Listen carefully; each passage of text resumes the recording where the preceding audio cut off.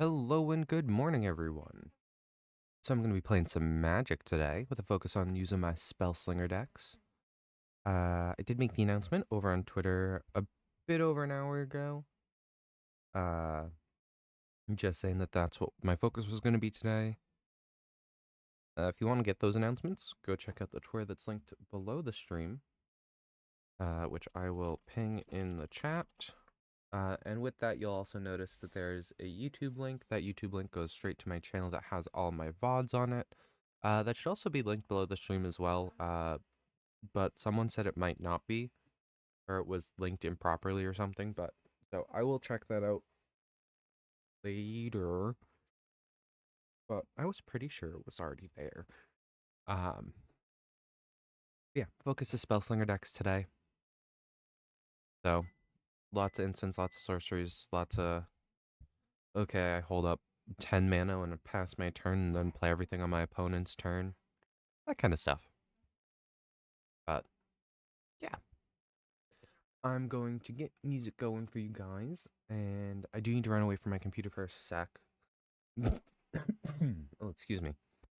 But I will be back shortly. So I will see you in a bit.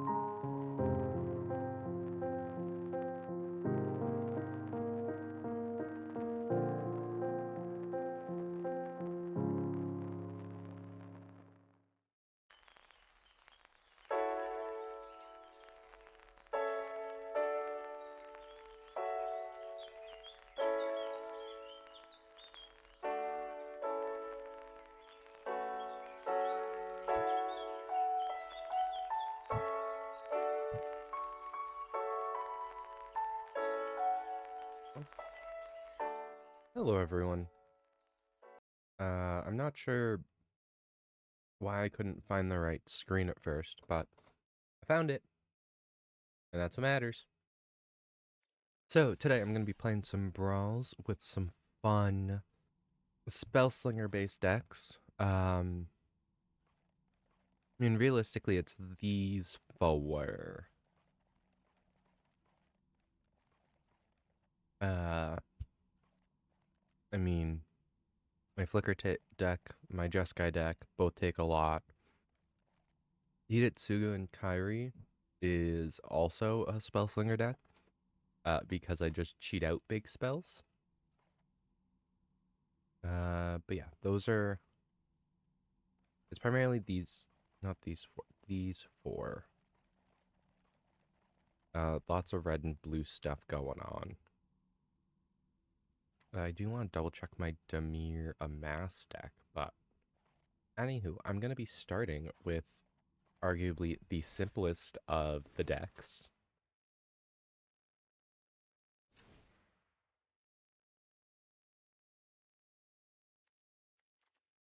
It is red.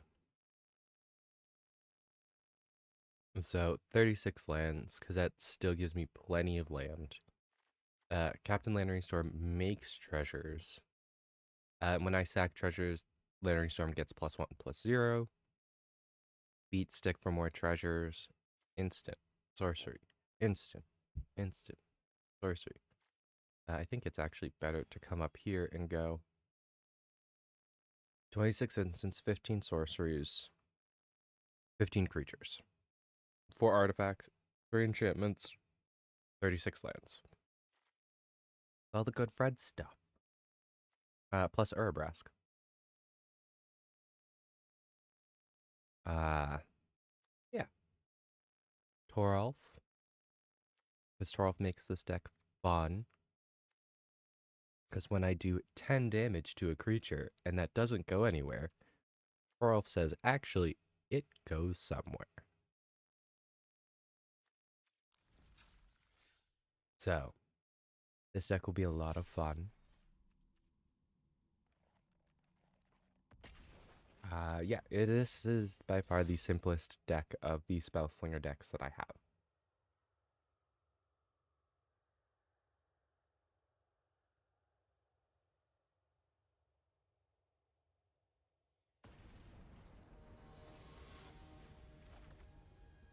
Mono red, mono red. Against a Simic deck? Oh, maybe a little bad. I don't when I can't play my Lotus Field. Grape Shot being in my open, but Zorn being I can't tell if I like this hand or not. I mean, I don't simply because I only actually have 1 mana to work with. Zorn's back.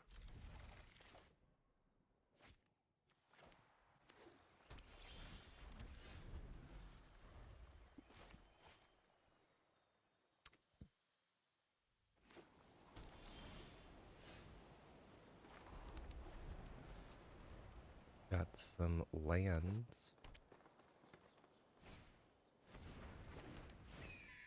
Kingfisher. Are we just gonna blow it up?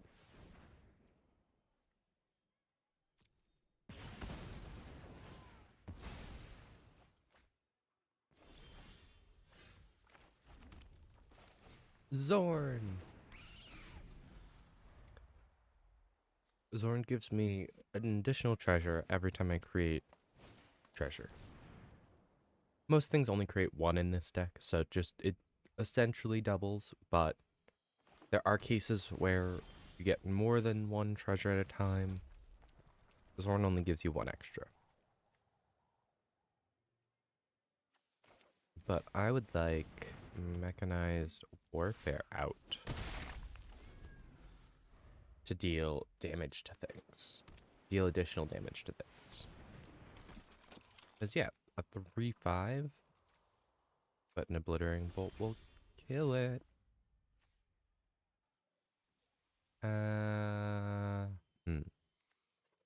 So I do That followed with the Obliterating Bolt, because I get the 2 treasures from it.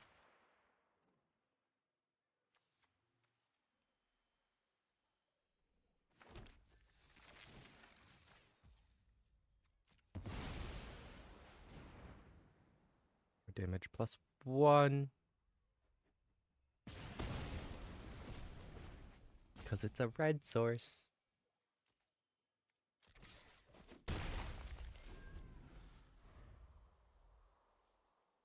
I will say, though, that this is the deck I get the most bored with.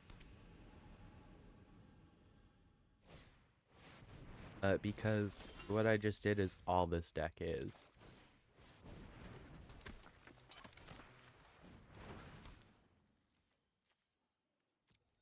Yeah, I can't attack into that, though. Next turn I can steal it. I'm pretty sure my opponent would not appreciate that.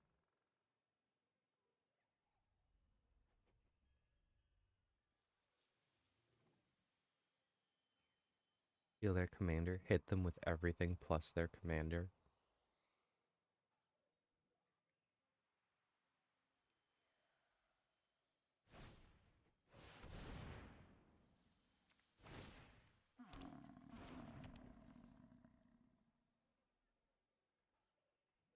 Ah, so they can start filtering their library. So if it's a land, it goes onto the battlefield. If it's non-land, it goes into their hand. And a midnight clock.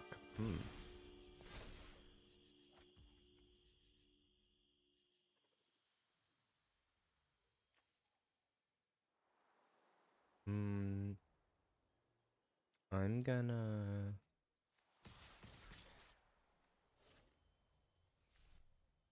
I want Lannery to do things.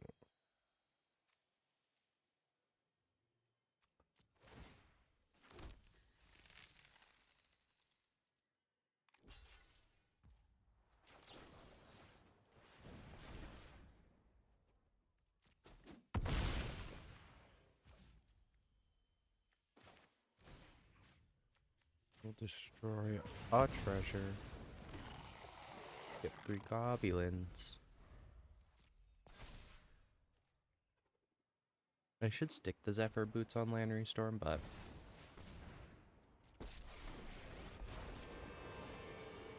Red deck go burr. Questing Beast. Absolutely gonna act a treason the Questing Beast. This is nothing. Ah.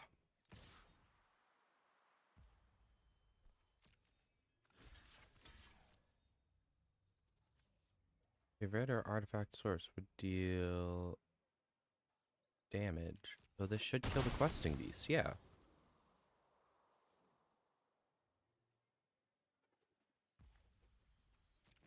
Shoulda blown up the mechanized warfare. Gold span to kill Vivian. Or they scoop. Because they knew I was gonna blow up Vivian. Or I mean it's a 4/4 dragon that hits you for 5.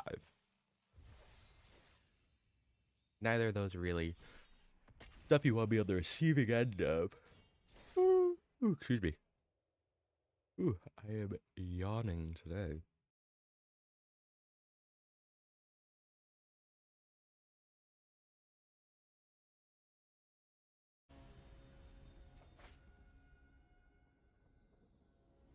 Horde Assassin. Strangle, Lightning Strike, Obliterating Bolt, Demon Bolt, Prized Weaponry. This is what this deck is. It's that stuff.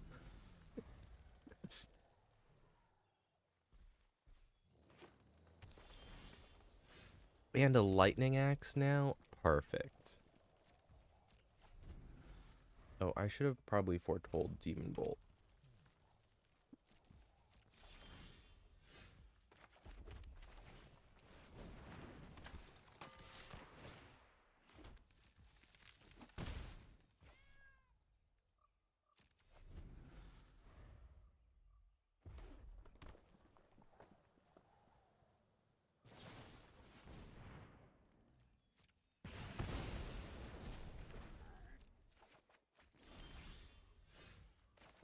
what do? I just play Lannery Storm again.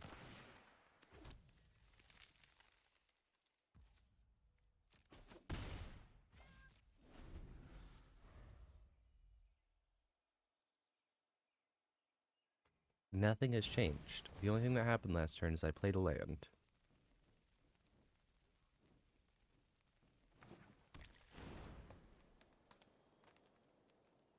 Do you now? So they're trying to get landfalls.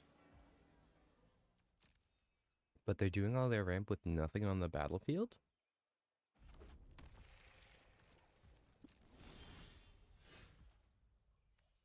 That's a mistake.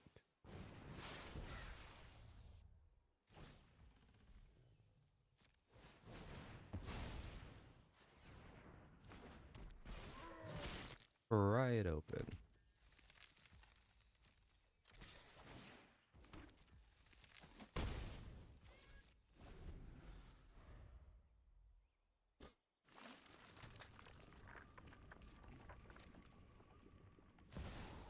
Yeah, this was made during the...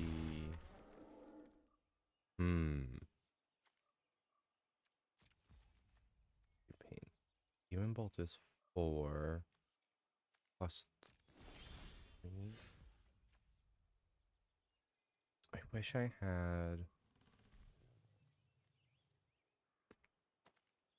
So I do that. Revised weaponry gives me a treasure back. Target creature, planeswalker, any target. I want the any target one, please.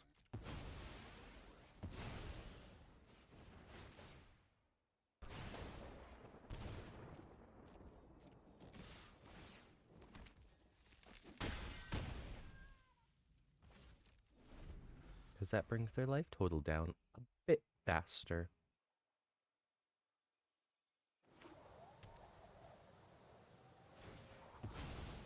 Because they can't play Omnath.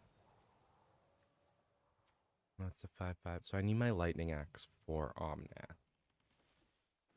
Because I can't let them play a land.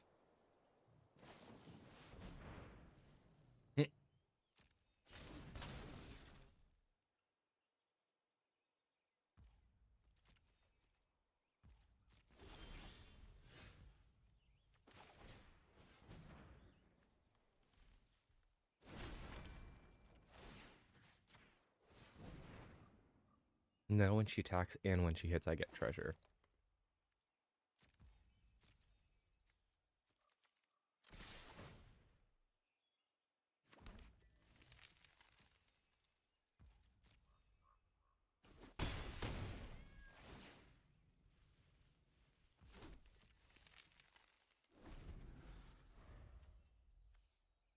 Yeah, because I can discard the Strangle.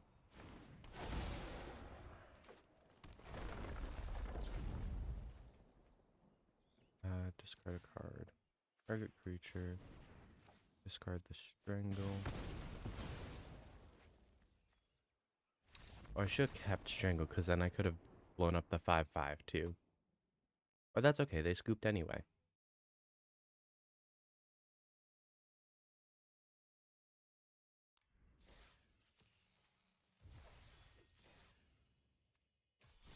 Yeah, when I think about not fun decks, this is arguably the first one that I think of. It's this one, it's Rusko. It's literally 2 of my Spellslinger decks I'm playing today. Hitsugu and Kyrie's annoying if I can get it going. But get another Spellslinger deck. I don't think of other decks that are really... Atraxa Blink is rough to play against. Offline, I've played it in mirror matches, and it's a nightmare. I understand why I got people scooping the moment that they saw Atraxa.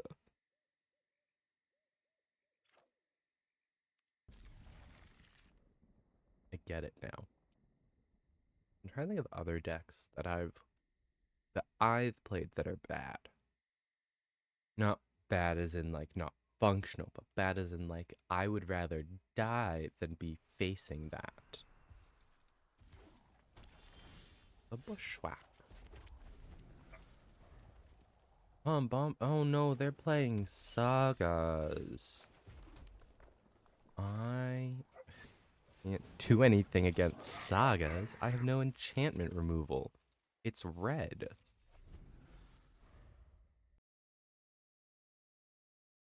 I'm also just checking sort by format. Okay, I will continue that in a second. 3 mana gets me the Plundering Barbarian,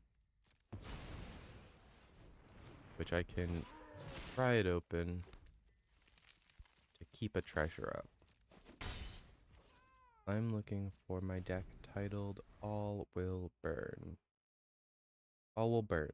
63% win rate, 7-4 in my favor. Actually, it's lower than Rusco, which I think is hysterical. Because my Rusco deck is 80% win rate. 12-3. What about my other deck that I'm playing today? Discard 2 cards.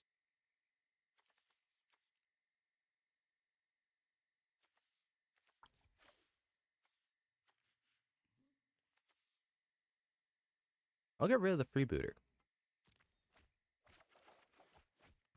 Lands.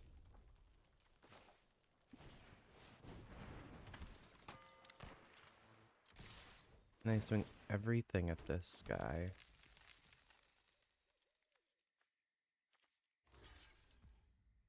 Oh, okay.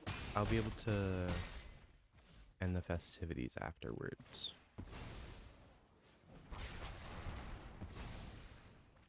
Get rid of the familiar, because that messes with counters on things. Historic spells cost 1 less to cast. Not... I'm thinking of Joyrus Time Bug, which... Joyrus Time Bug messes with time counters on suspended cards. Wouldn't be in a Saga deck.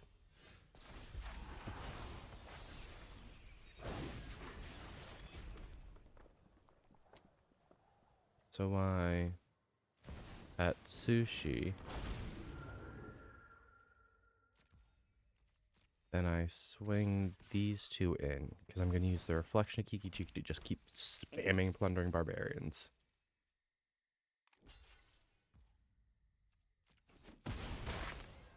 Yeah, okay.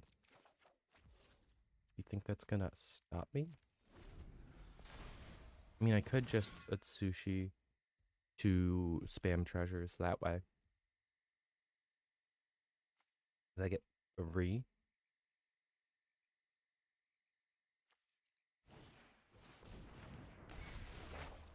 We have Forging the Tyrite Sword. The History of Benalia is going to turn next turn. White, green, blue, black. They're missing 1 color.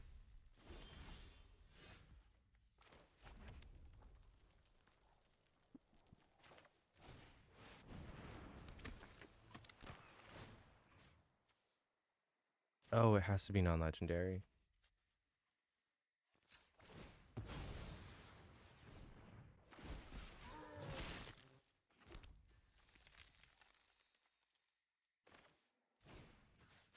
And I blow this up.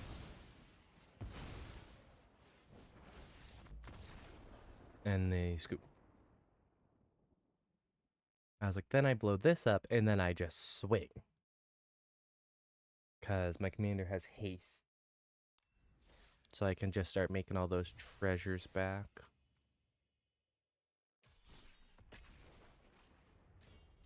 I really do get bored with this deck so quickly, though. Because, I mean, it's I've played 3 games already. I've spent more time in the loading screen than I have in matches at the moment. And I'm facing another enchantment stack. I have. Oh no, I have stuff. Play the boots.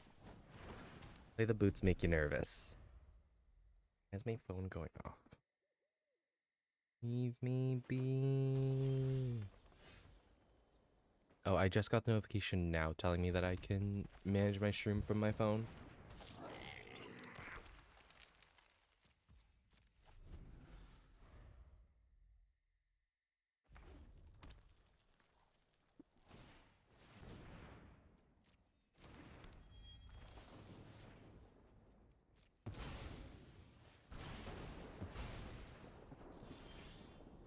I mean, the name of this game right here is Keep Shrines Off the Board. They can't do anything if they don't have their shrines, so.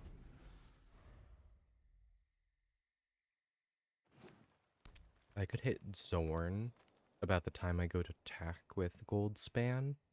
That would be sick. A Ragavan. Ragavan. Is it Vaughn or Van?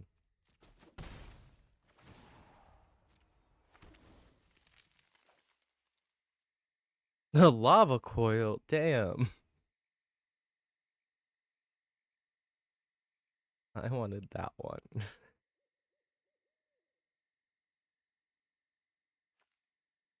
But yeah, no, go do it. Blow up my commander.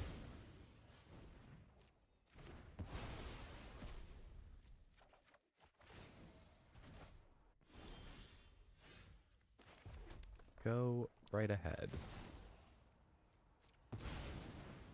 He's a 2/1. So yeah, I just leave the Wily Goblin up to attack. Or block.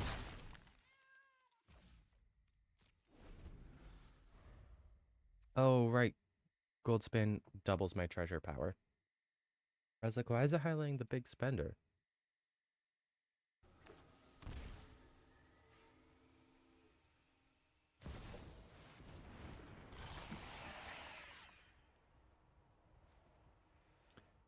Milltown, put 2 creature cards from the among the cards milled into the battlefield. 7/1 counters. Gain 1 this creature fights target creature you don't control. Gotcha. Vorinclex is actually kind of terrifying.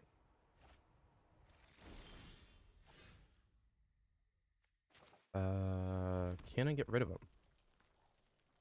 3/7 for 6 mana. 5/6.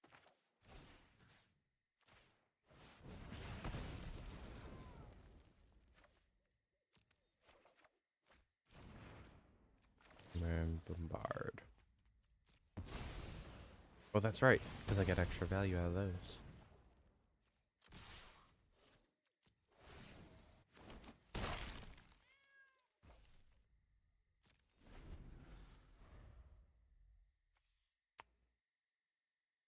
Okay. I wish it was just draw a card instead of draw a card, discard a card on the Zephyr boots. But I will live. Contrary too popular to be leaf. So I just go for the end the game move, right?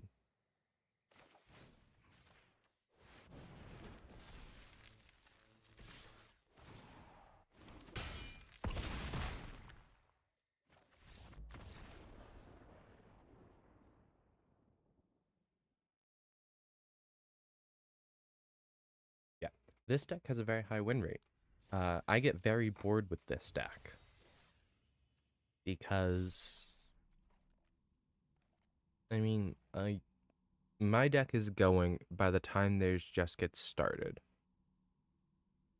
because I have a 3-cost commander with haste. I get treasures like crazy. This deck is boring. I will play once more with it, only for it to then go to the bottom of my list of decks to ever play again.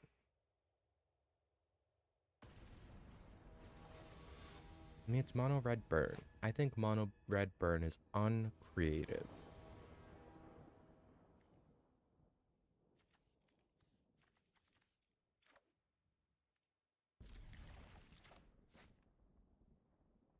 Because I've mulliganed one hand so far. So. Oh, it's one of the spell tome ones.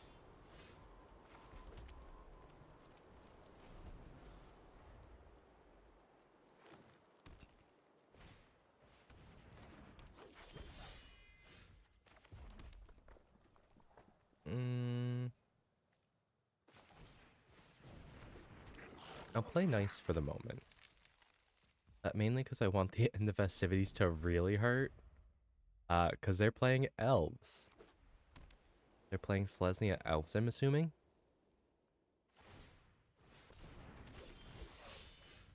Okay.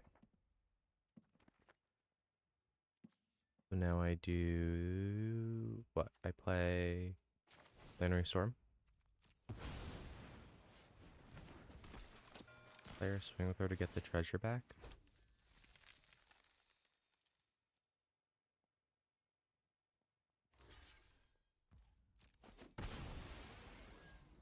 You might go all beetling up.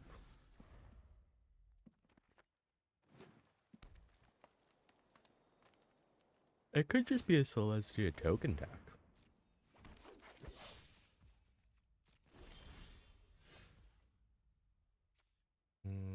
What if I remove that card from my hand? And then end the festivities.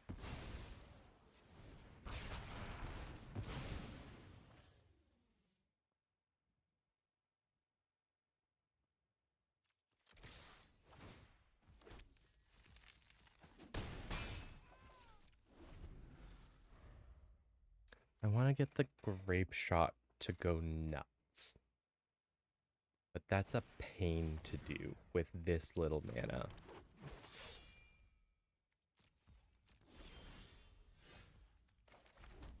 Up to 4.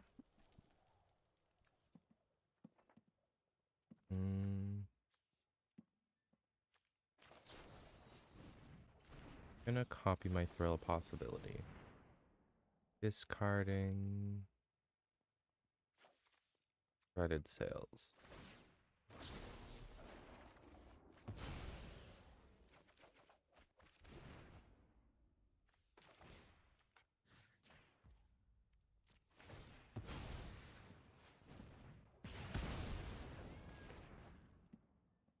I should put Reliquary Tower in this deck.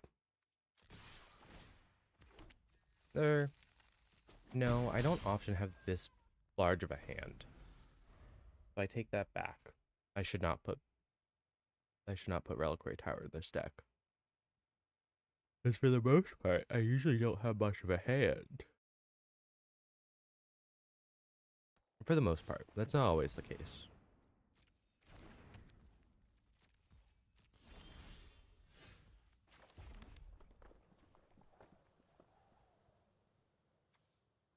Creature.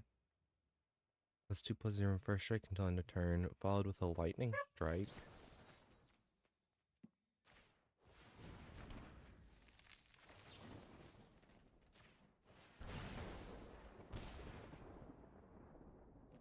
And then I can Grape Shot for 3. And bring them down to 5 this turn.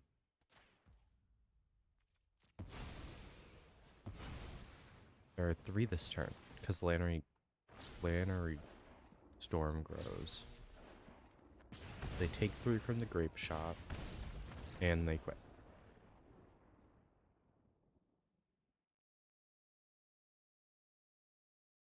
They're going to be at like 1 life.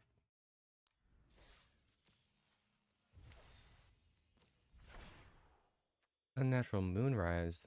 Blech. Okay.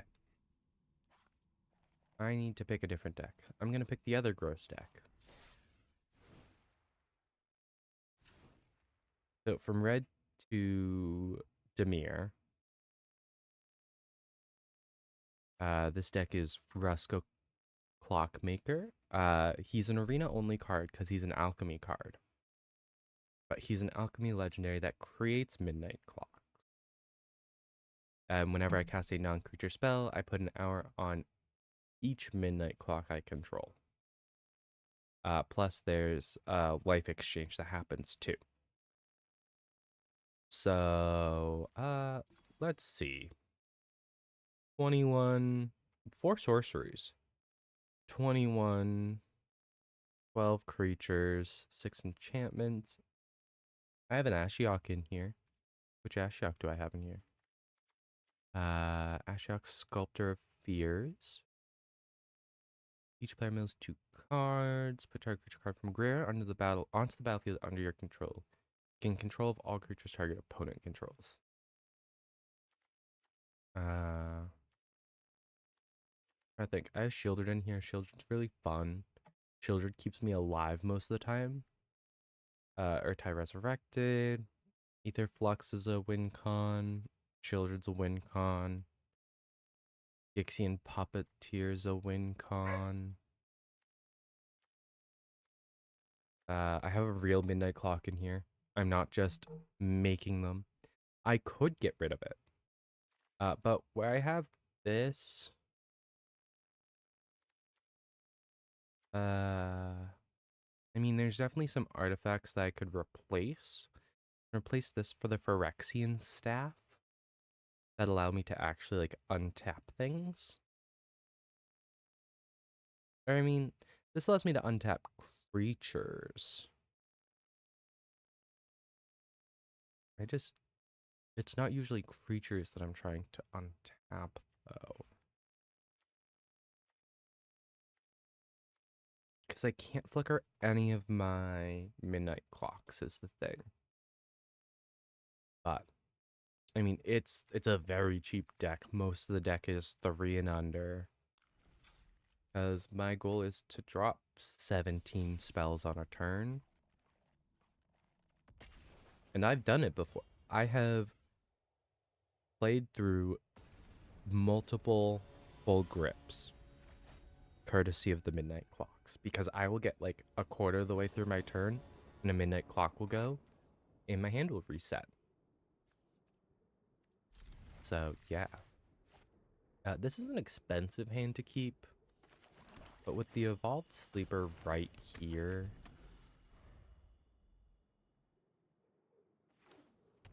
I'll take it. Because he's my only defense at the moment. Joda Unifier. I will foretell that, and this time I will swing.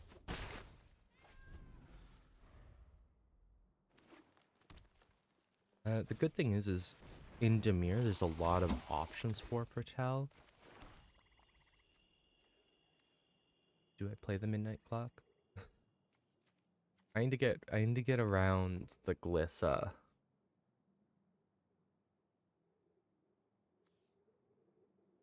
I mean, I can just take advantage of the fact that my creature is guaranteed to die this next turn.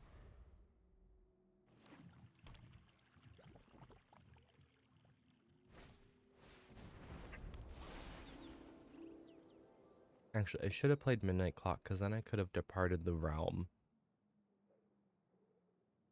come their turn.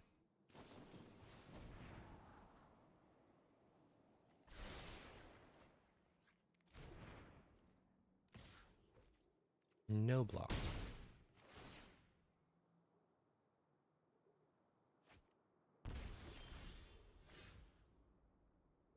So I do Midnight Clock. If I got a land, it would have been Vrosco.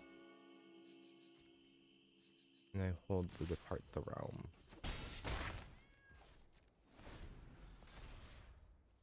Because basically I need them to just spend their mana.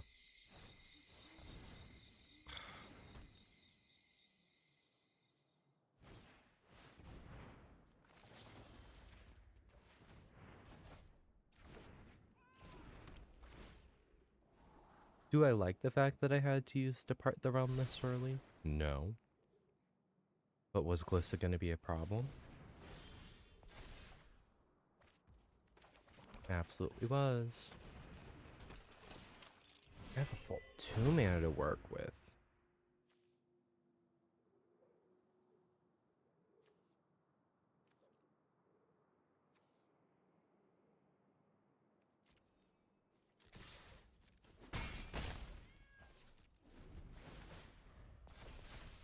I'll hold up some mana. Make him a little nervous. Make him think twice about playing Joda. They didn't think twice about playing Joda. But Urtai resurrected right there. I will take it.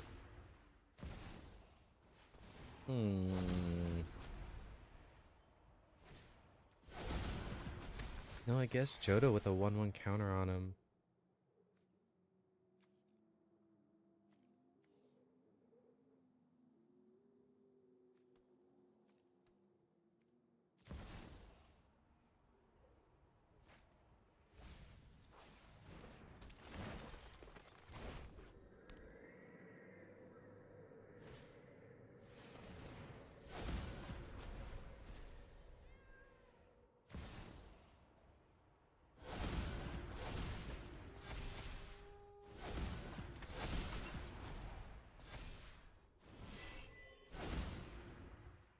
Oh my god.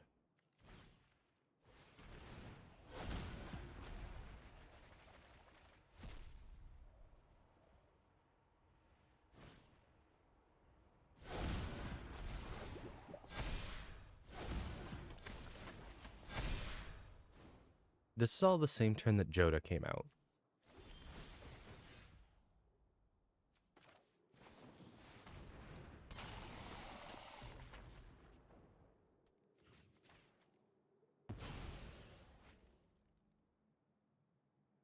Those numbers look a lot better.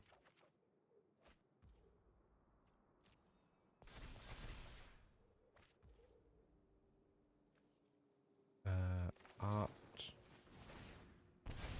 Trying to find a land.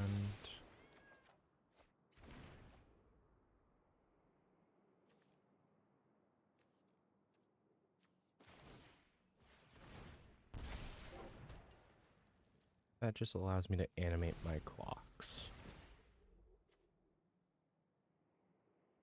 I need to find my Shieldred. Because I don't think... I mean, their deck is more creature-based. They're not really playing a ton of non-creatures, because they need creatures for Joda.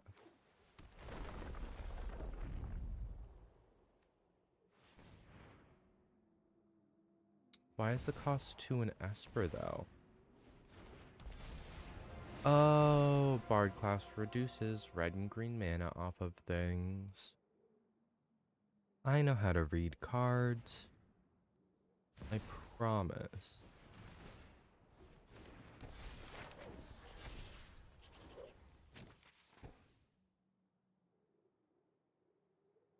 I actually think I'm going to lose this because I couldn't stop the Joda. But Joda's really one of those commanders that you have to stop at the moment it comes out, because if they play another spell, you're screwed.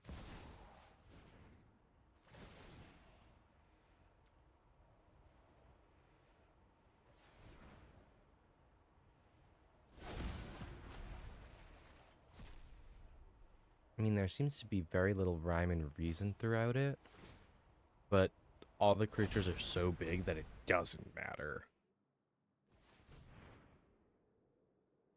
Because, like, Kethis really only matters if you're sacking things. Or if you're worried about things getting to the graveyard. Asika, you usually want to play on her backside, not her front side. But I don't know why they chose that, because... Yeah, no, they could have played Prismatic Bridge and cascaded off of 5 rather than 3.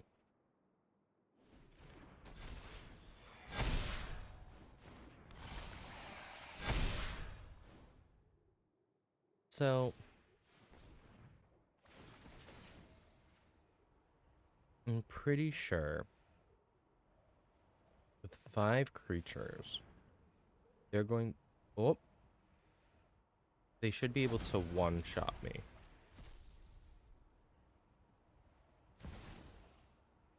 I think that's what they're going for here, is they're going for the one-shot. Because if they swing with 5 creatures that are all 25 power or greater, I lose. Just outright. It is... Atris can't kill me. Vrasco almost can. Nissa almost can. The problem is none of them can kill me outright.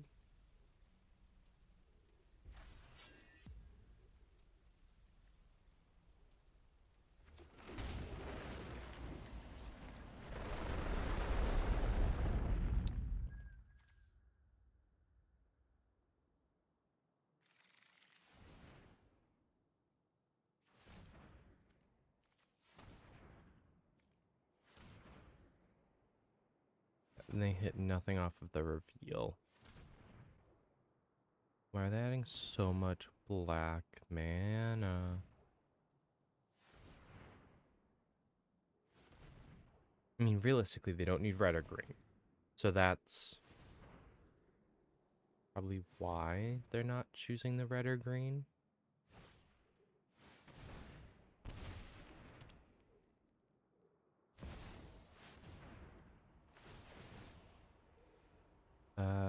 I'm just about in the range to be killed.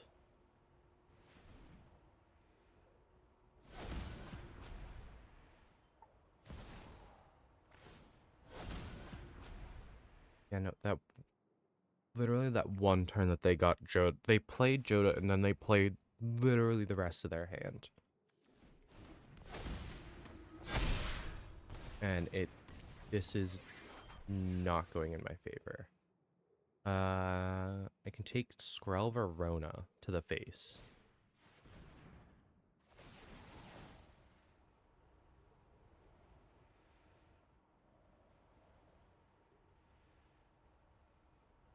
Oh, and plus they're getting a 1/1 in addition to anything else that they're attacking me with. So actually, no, I lose. Because I have to let one of these two through. Plus the 1/1. That is 21 damage. And the Narset? No, I'm not playing that game. Because my only hope was getting one of my midnight clocks to trigger if I survived. I wasn't going to survive. Yeah, that's the only way to stop my deck, is literally shut everything off. Thinking of things that can stop my deck. Joda, if he gets too big. So Joda, if he gets too big, or his creature, or if there's just too many things out with Joda, it's just not happening. Asika, Prismatic Bridge decks. My deck can't really stand a chance against. I'm facing werewolves. Why are we still playing werewolves?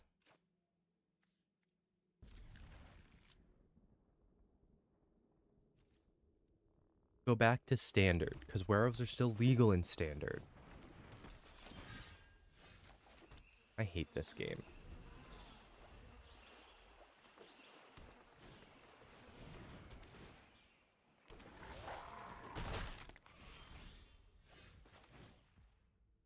That wasn't what I grabbed.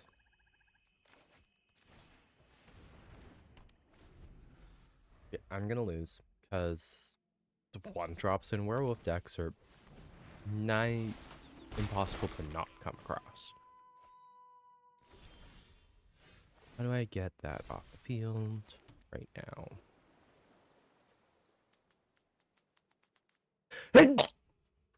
Oh, excuse me. I still can't defend myself. Discard the curate.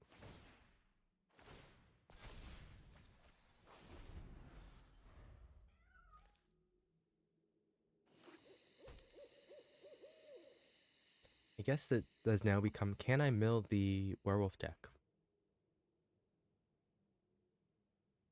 Because I can get Rusco out if I draw land. So I can Rusco opt to get rid of Tovolar, though.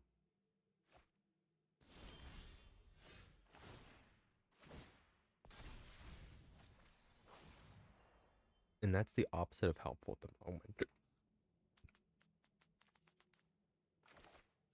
We'll just channel this for a card.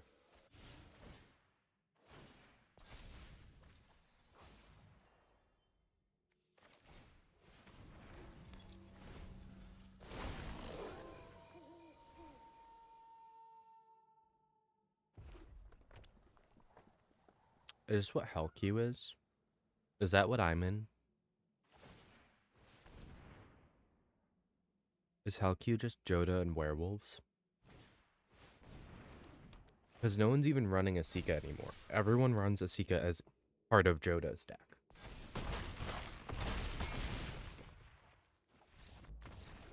Five turns. I lost that entire game in 5 turns.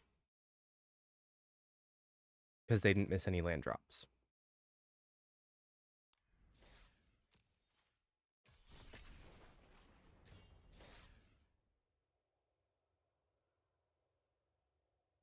There's no fun in that.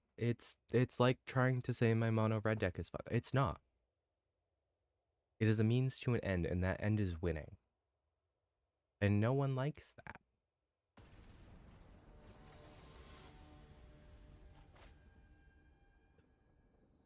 No, but really, am I playing a queue that's only Joda or werewolves?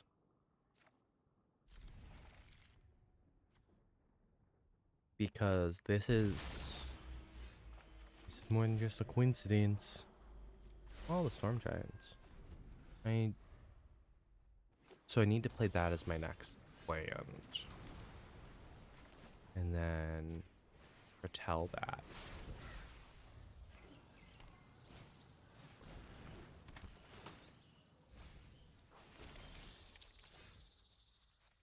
And the Aetherflux Reservoir.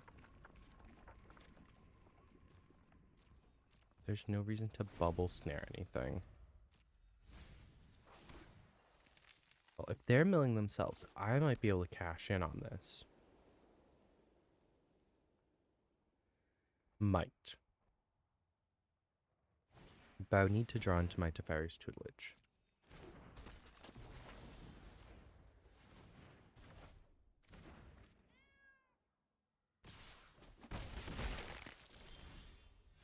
Absolutely not letting Joda stay out. And I can bubble snare that guy. Now you're milling yourself, and you don't even get the 1/4 to attack with.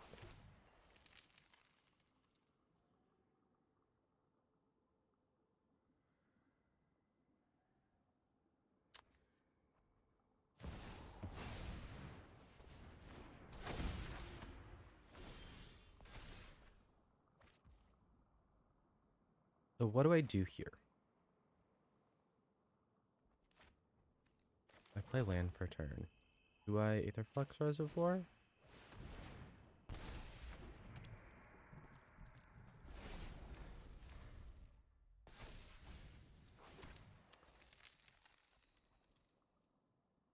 Because again, I have no removal currently for their commander.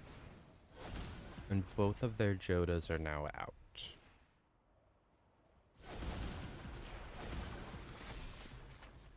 And this Joda has flying, because you know. Why wouldn't he, I guess?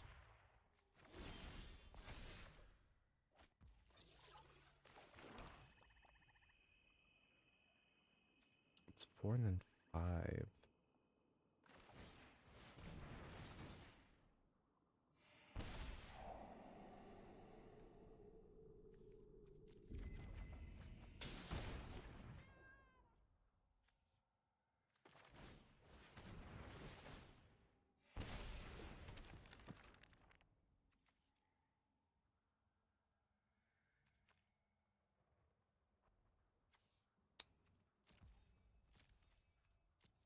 can force us to draw one card.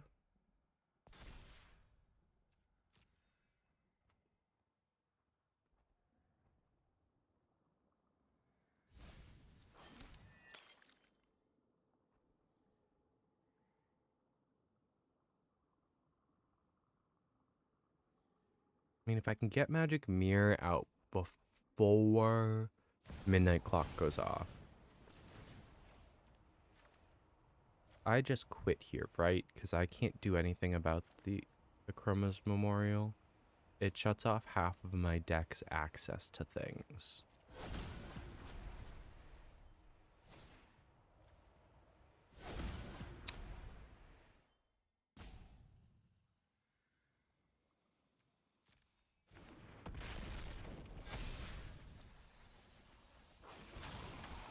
No way that the only creature that was hit was my Urtai Resurrected. What is that? That is absolute BS.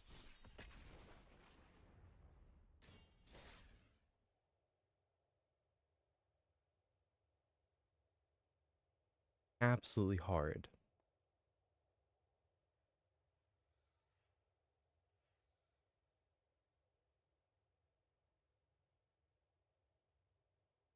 I just want to play Spellslingers. Why is everyone playing heavy creatures?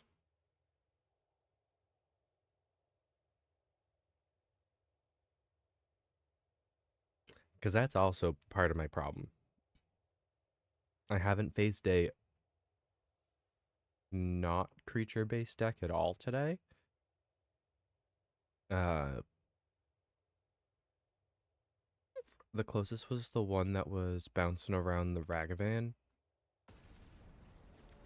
against my mono red deck.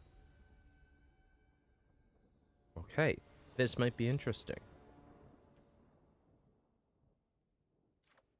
Also, cannot keep this hand. Don't really like this hand either. But at least the Moonsilver Key can. God of Fright. When I run upon sacrifice and non-type cards, a permanent card, you put a card from your graveyard onto the battlefield. Oh, they're gonna make me discard everything. Oh no. Thank you. Top Flatness for the follow. But what if I unsummon that to remove all those counters?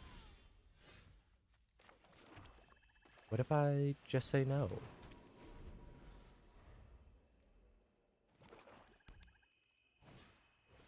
But yes, thank you for the follow. It is greatly appreciated.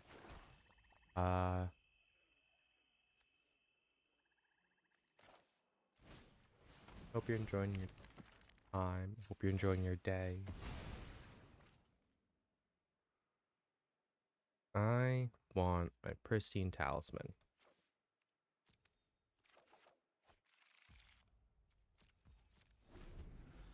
Not an amazing card, but it gives me life. It's one of those things where it's like, well, I mean, it helps.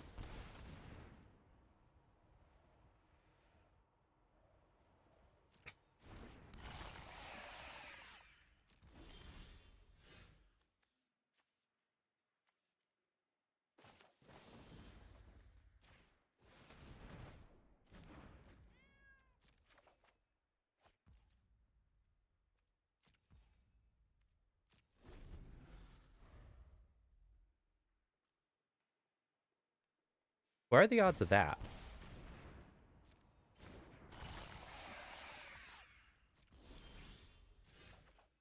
Yeah, no, I'll have to lose the 2 life this turn.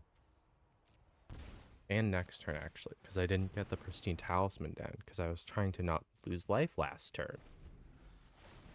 But then, next turn, I'm going to lose 2 life, and then I drop Shieldred. And they go, hey, I have one of those. I'm going to try to blow yours up.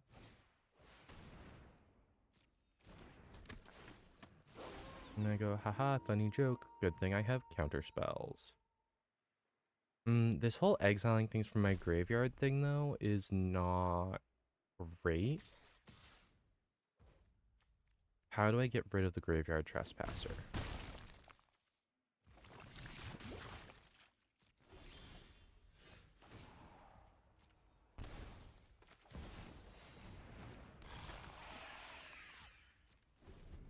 Stop making me lose life for drawing.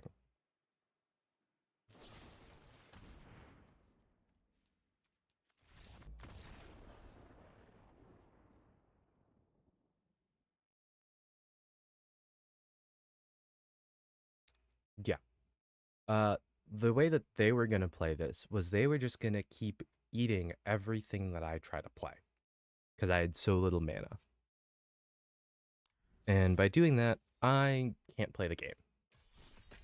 I would like to at least try to play the game. Uh, though I suppose that's what my red deck does. It just prevents people from playing Magic. But I don't like that. I said the entire time I was playing my red deck that I don't like it because I don't like the way it plays. Because what's the point in sitting down at a table if you're not going to let someone else, if you're not going to sit there long enough to see someone else's cards?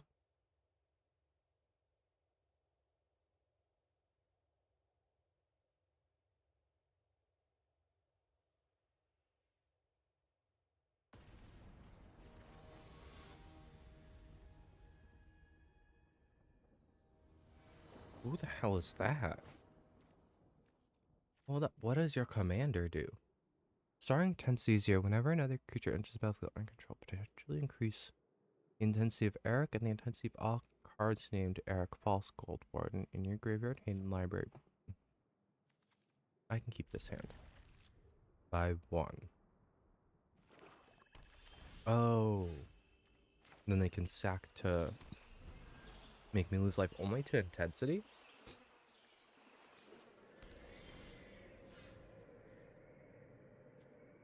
I still don't have anything I need to, like, play. I mean, if things look hairy, I can consider.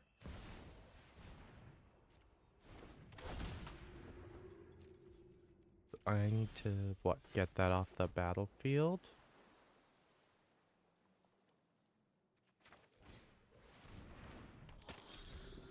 Because they're just going to start casting other creatures, right? Oh, ETBs. Oh.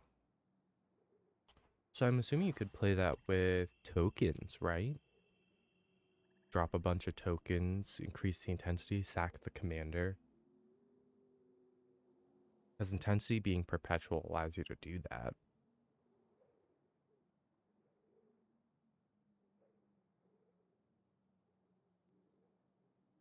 And they could be disgusting and make a bunch of... Didn't play a creature.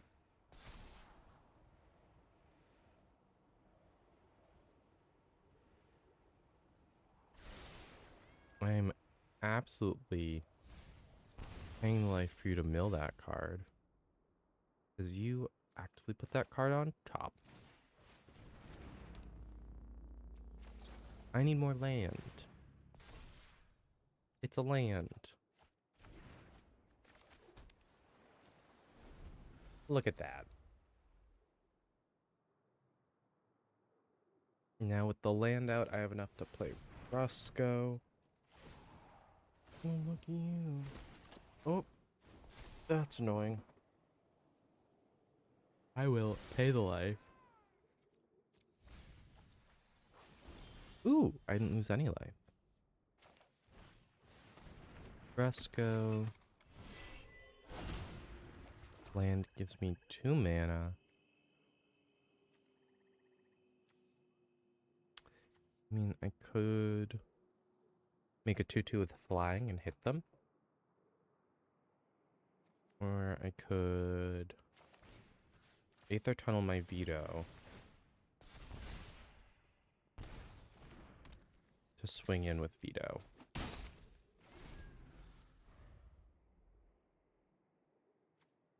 He's not one of the first creatures I would think to swing with. He usually hangs back. But if I can make him unblockable...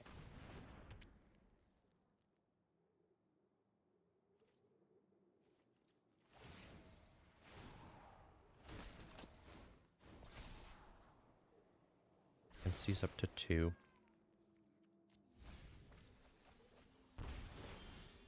Okay, the Resolute Reinforcements was good to hit, because that drops 2 creatures in.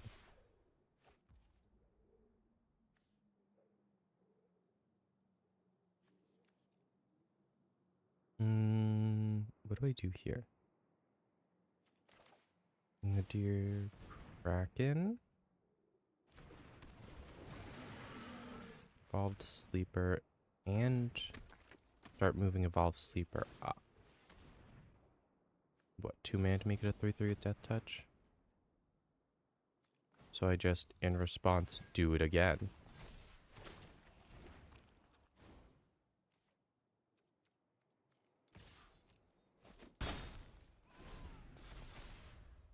I don't need the mana up, so I can just keep doing it.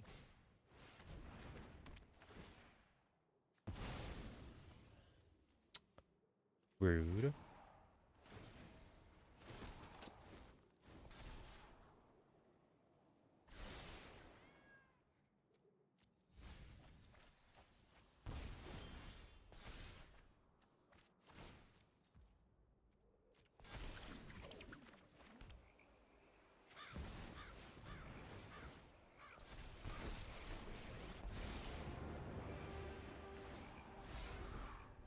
Draw card. I don't get the Nadir Kraken trigger. But they're also not losing life now. Treat our creature Planeswalker. I mean, I can just destroy their commander. Because they need 5 mana and the ability to tap it.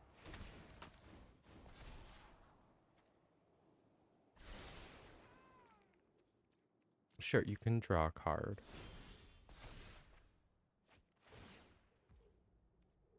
Autopay.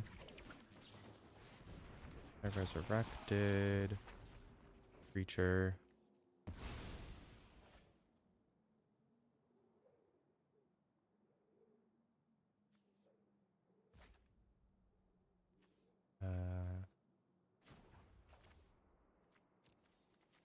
Creature card from a graveyard onto the battlefield under my control. I mean, I could just steal their commander. They put their commander into their... But I don't have the colors to be able to produce anything with it. Autopay.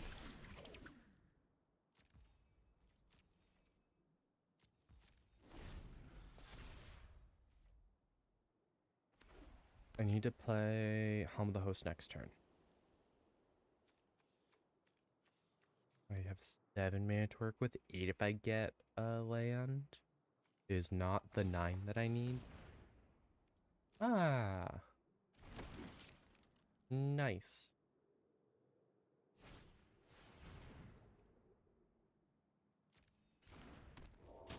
Bolster. Toughness among creatures below encounter on it. Oh no. Oh. Ooh, excuse me.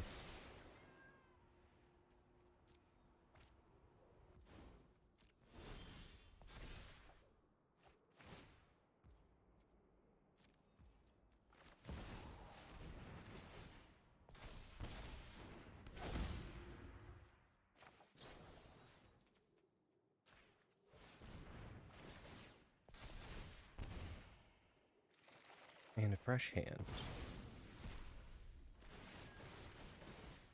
I can't pay any of the 1.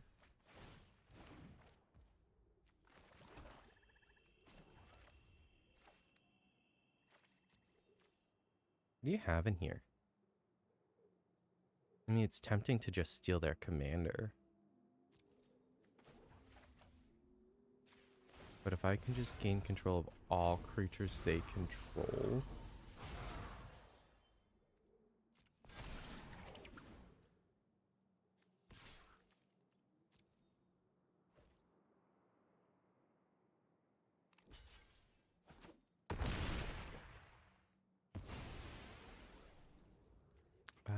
discard an island because I don't need this much mana at this point. What I need is a blink spell. Actually, I'm gonna attach Home of the Host, move to combat. Autopay. Attach Home of the Host. I can play a land right here.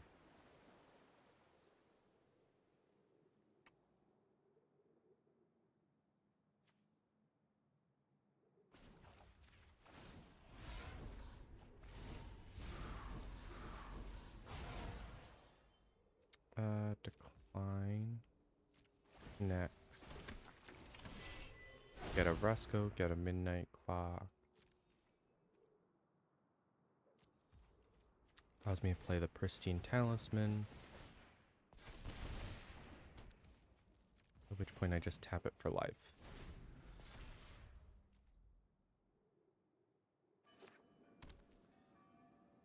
This is what this deck does.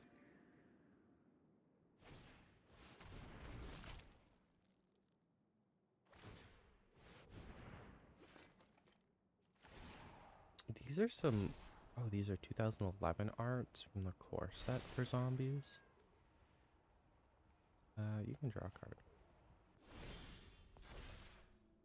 I mean, I could just mill them. Could mill the hell out of them and just take the life.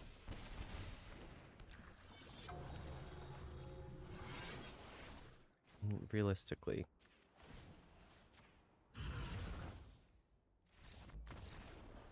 Yeah. There's no way to not lose that situation for my opponent because they just couldn't get through. I had what, 8 counters on my Nadir Kraken? But yeah, provided my deck is allowed to do anything, that's what it does.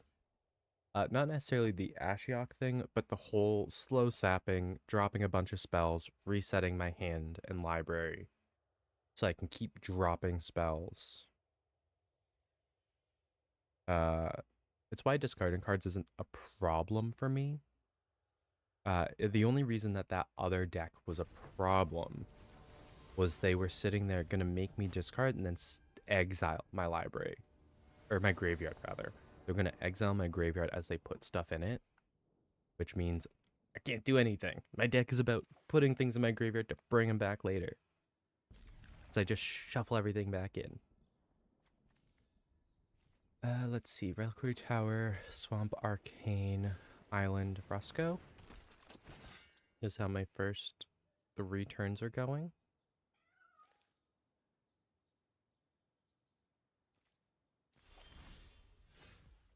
Actually, Swamp, Mind Spike.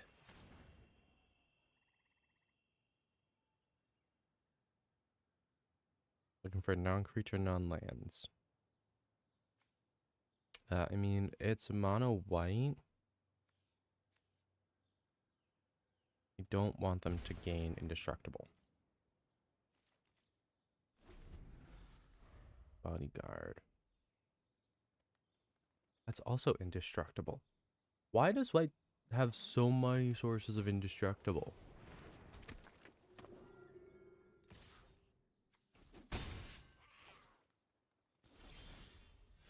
Now, Reliquary Tower, Arcane Signet.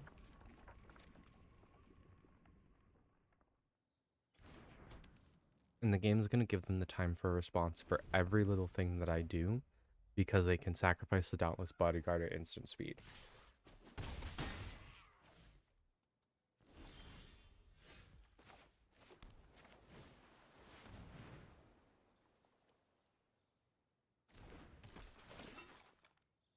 I mean, this guy's just good at filtering cards out of my hand. So any of my, like, if I had gotten the magic thing, I can't remember what it was called, but it was the big chair thing. think it was the magic throw or something. But if I'd had that in a hand with him, pretty easy to get rid of. Can veto Ichor Wellspring. Yeah.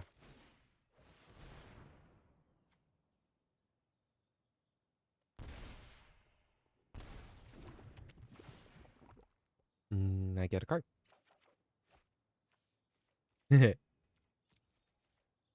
can cast him next turn. Because I have 5 mana. I mean, Epicure Blood is just veto, but worse.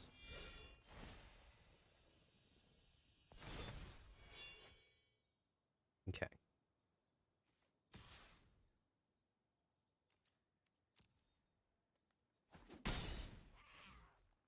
So we're both life gain decks, question mark? Because mine is essentially Dimir life gain, which is stupid because technically you're not supposed to be able to do that very well. Epicure Blood.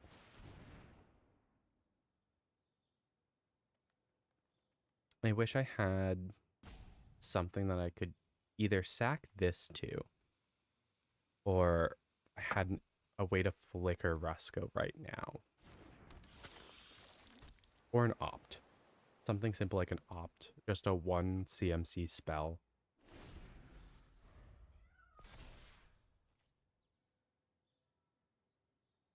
Whenever one or more draw a card, this ability triggers only once each turn. Gotcha. So they're using their 1 life that they gain from Soulmender to put it on Dusk Legion to draw a card. I understand the chain of actions they are taking.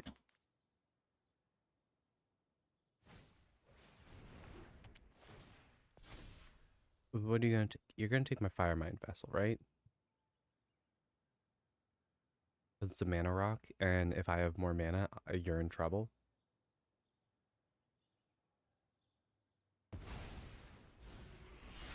A moment. Defiance. I mean, it's annoying that it's 5 CMC now for that, but really? Moment of Defiance. Why are we doing that? Why are we attacking me with a indestructible god?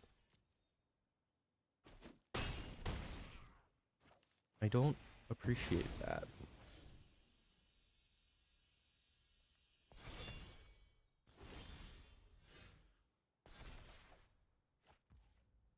Um, hmm. I Firemind Vessel because I want to keep that.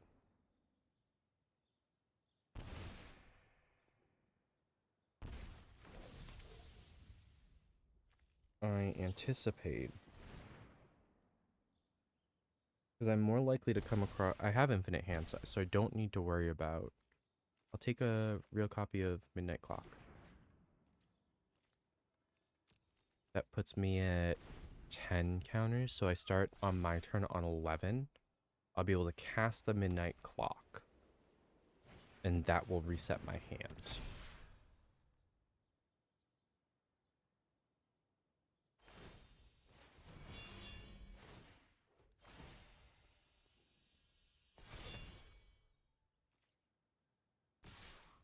What if we didn't keep doing that? Why is all their stuff indestructible?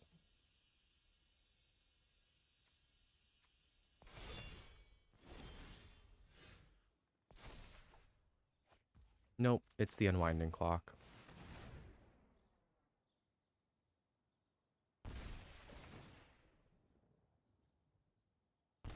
I have enough mana rocks in here. The Unwinding Clock is more worth it.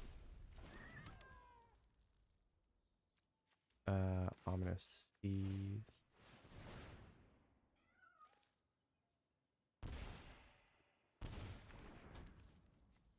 Really kind of upsetty. Spaghetti. about the fact that I can't do anything right now.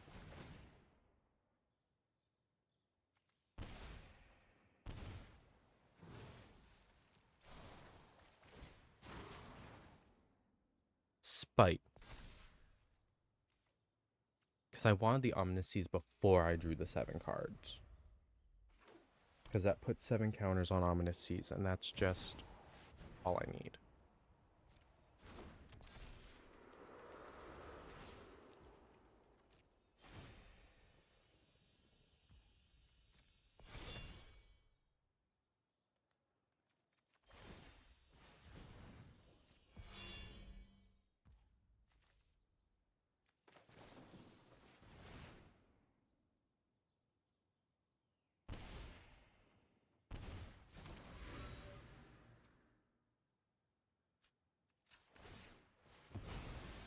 I'm trying. I'm trying to find something.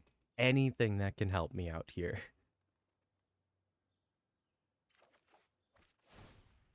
And I got a Spell Pierce.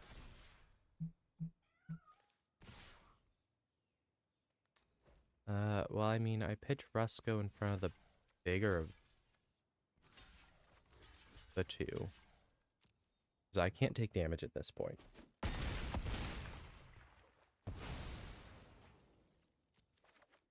Put Rusco in the command zone because that is honestly kind of better at the moment.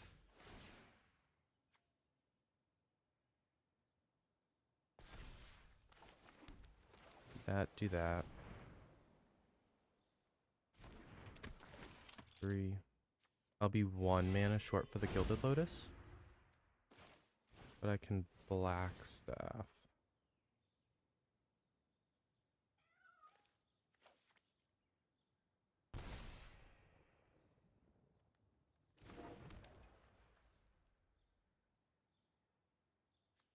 And then I animate the Ichor Wellspring.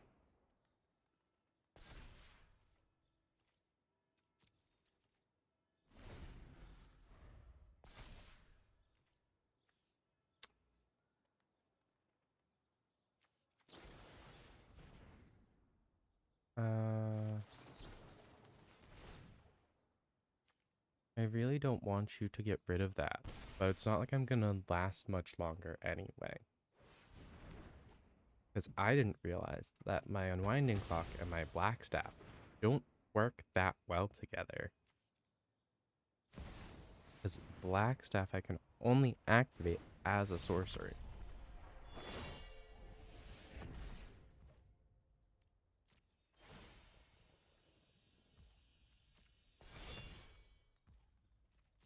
Okay, that's just rude.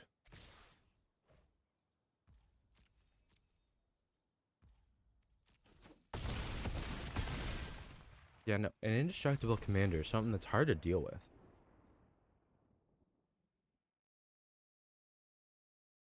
Because the most I could have done was bounce it back to their hand.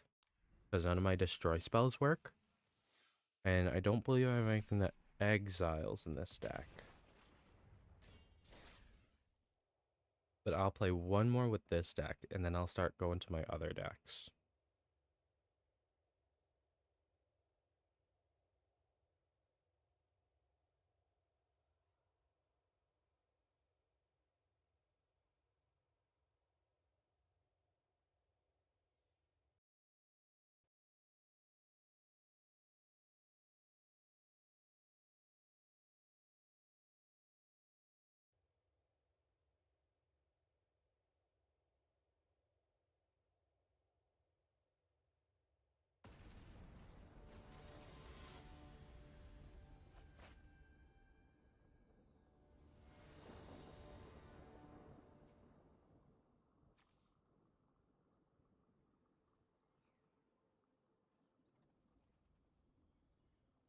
You know, Blackstaff being only sorcery speed kind of sucks. I might want to look at other ways of animating my artifacts then.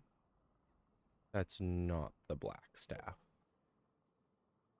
Thinking there's Karns that can do it that are artifacts.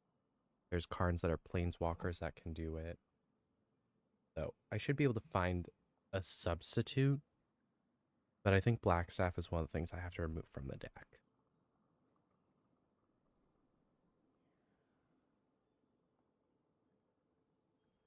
Because Black Staff also specifies non-token artifact. And I know that there's cards that allow you to do any artifact that you animate. The Levitating Statue early is good. Levitating Statue, Vohar. That can actually, like, do things. And I'm playing against a Gitrog monster and Thalia, which is not a good matchup for my deck.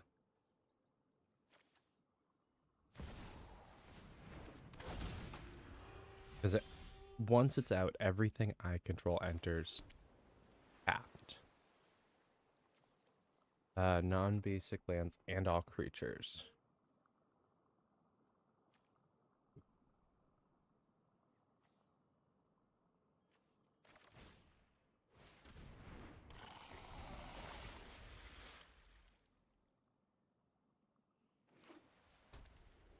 A turn 2 Intrepid Adversary seems weird though. I have feelings about it. And I don't necessarily think they're positive ones.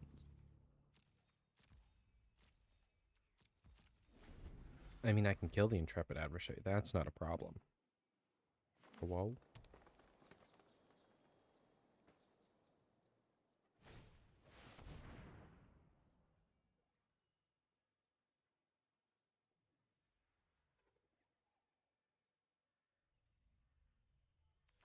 Nope.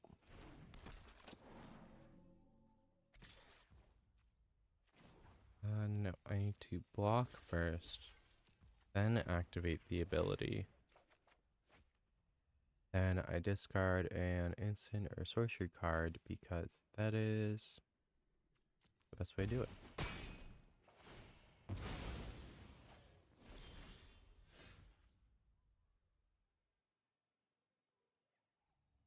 I just hold my mana up, right? Is it...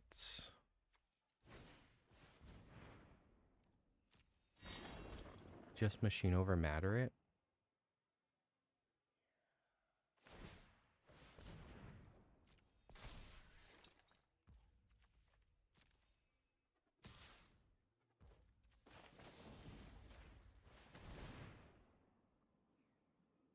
I'll make it a later problem.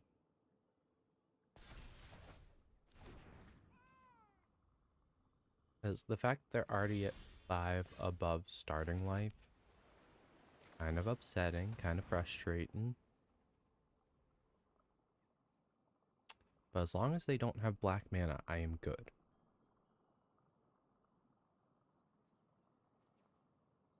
Why are we taking a sec?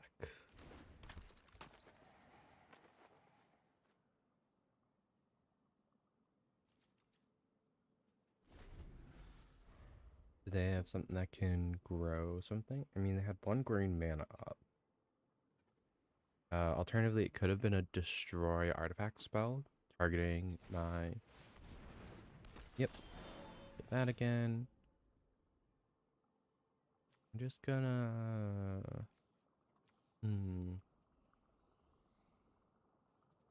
What if I just... No, because I can't increase him. Keep the mana up for the Fading Hope, is what I should do. I hate that I can't Fading Hope and get the scry off it, but you win some, you lose some.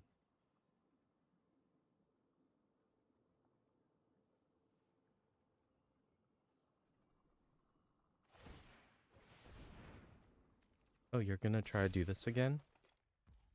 I will let you get as far as attacking me again.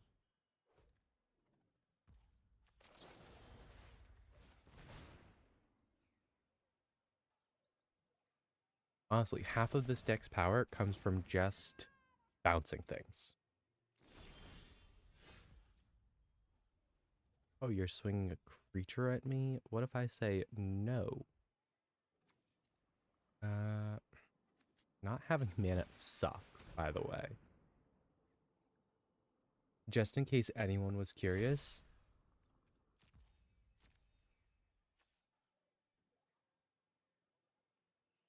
I mean, I can otherworldly gaze to surveil 3 in a sec. Because it'll increase the levitating statue.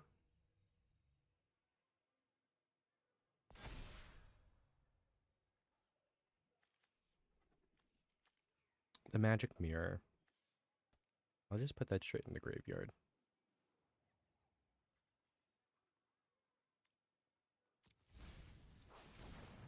Just not right now. Get out of here for a bit.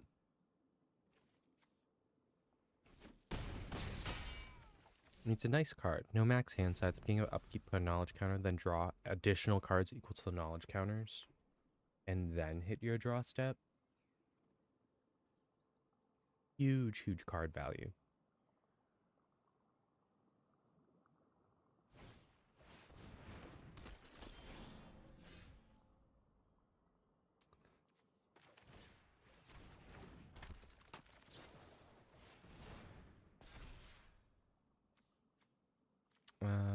Yeah. I mean, it's gonna be the land, because the land allows me to do things.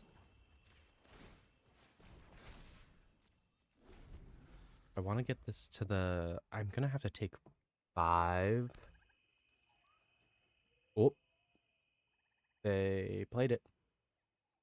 I mean, Mareska's gonna come in tapped. No. I don't want that.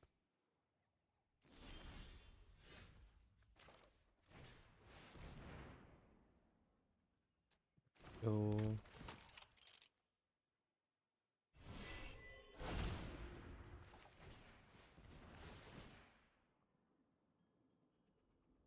mean, realistically, my levitating statue is a huge flyer right now.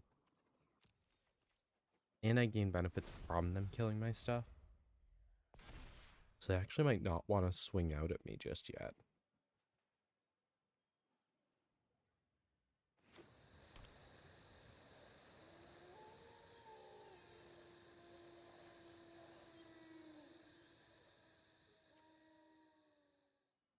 I mean, I have enough mana to double my arcane signet. That could be fun.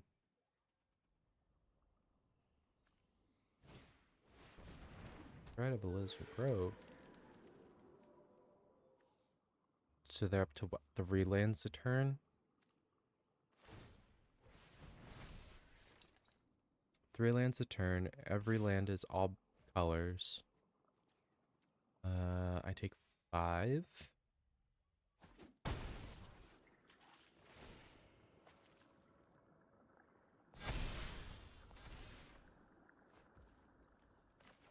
And okay, so I do this.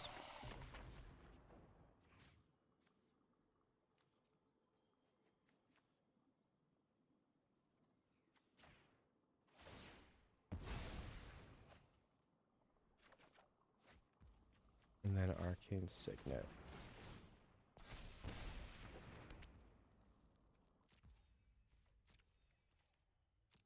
I wish I could have doubled the Signet, but it was ultimately better for me to shut off their ability to replay their commander should I kill it. The problem is the whole first strike death touch thing, which keeps happening because Glissa also has first strike death touch. So I don't like it. Because first strike death touch means you really can't block it. Oh, they scried. So it was just them saying which card went. Where the card went. Up it up it up. Oh, excuse me. Oh, excuse me again. A double yawn.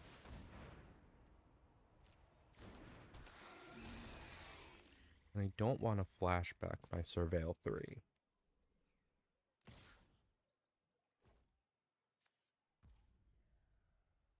I mean, I only use 5. I'm trying to buy time until I can buff up my Evolved Sleeper. Takes 2 mana.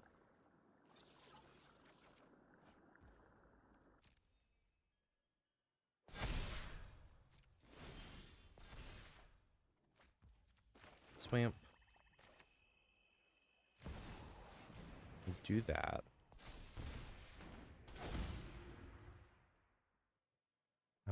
And actually, I can just give that Death Touch.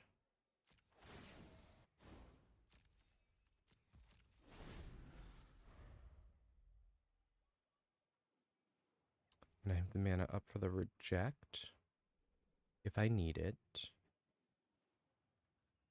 I mean, realistically, I wish I had last turn when they played a 5 CMC creature.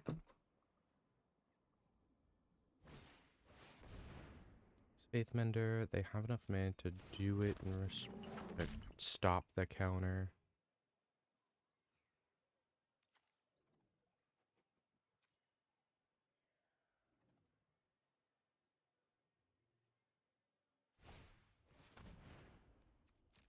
I don't really care about a Vampire the Dire Moon. It's a 1/1 Death Touch lifelink. I care about it when it gets counters.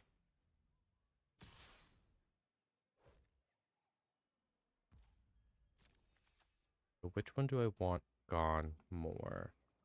The one that makes everything grow.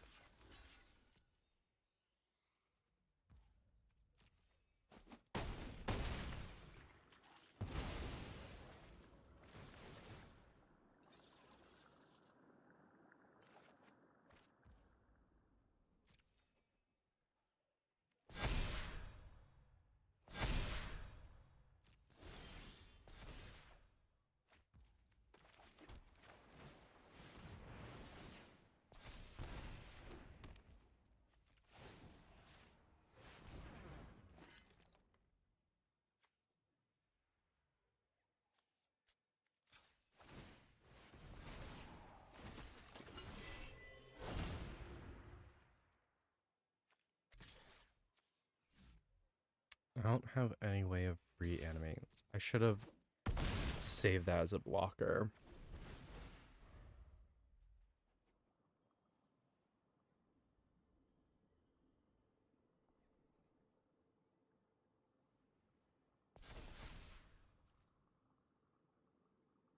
That's okay. I don't have the mana to counter either. Did I misplay there that bad? The answer is yes. I did in fact misplay there that bad. I mean, realistically, I can replay him. I just take the 11.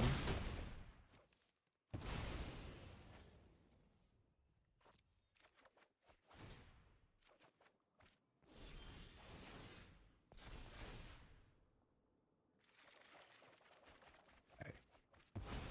Let's see. What do I have here? I have tap, tap, tap to equip.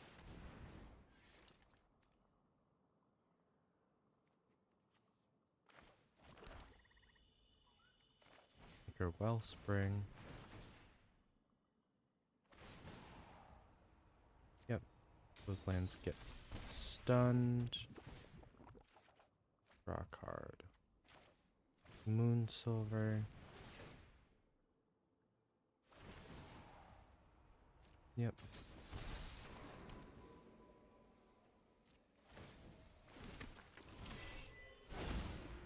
Get an extra thing, no attacks. That puts them at 4 counters apart, so that's 4 spells apart.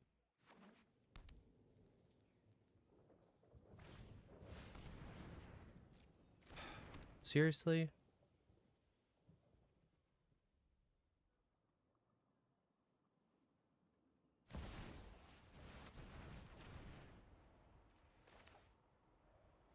They have literally just enough to pay for the reject.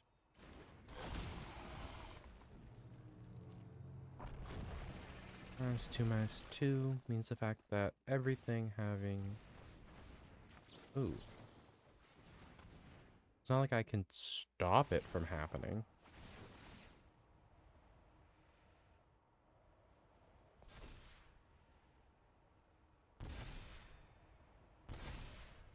Just trying to gain the life. Because they just need to tap one land. Because Vorinclex doubles all their lands.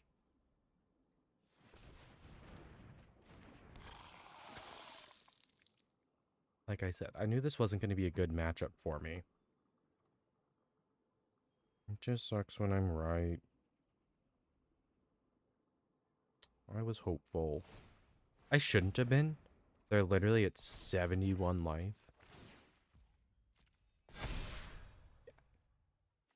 What am I supposed to do here? I don't know. I also don't know why the auto tapper is auto tapping my lands. Because right now my lands are things I don't want to tap. I want to be tapping my artifacts.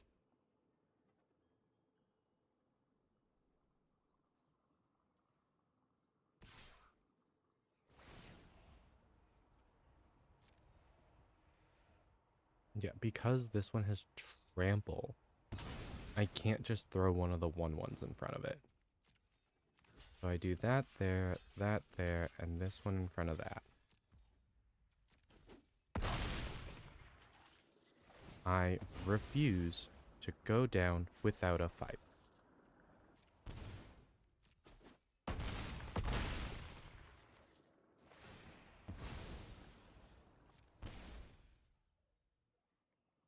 Trying really freaking hard.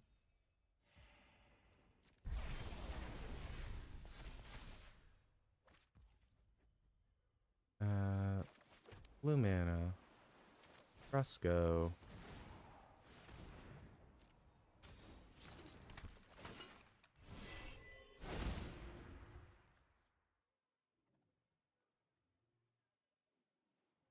Yeah, 121 life. I'm not sure why I'm sitting here struggling like this.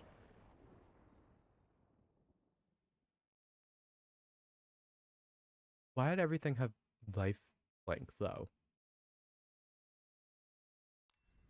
Like, real talk. Why did everything have lifelink? Does Thalia and Gitrog Monster care about lifelink?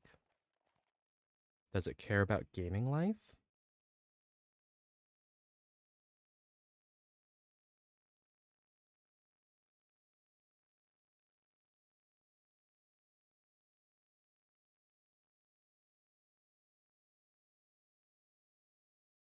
No, it does not.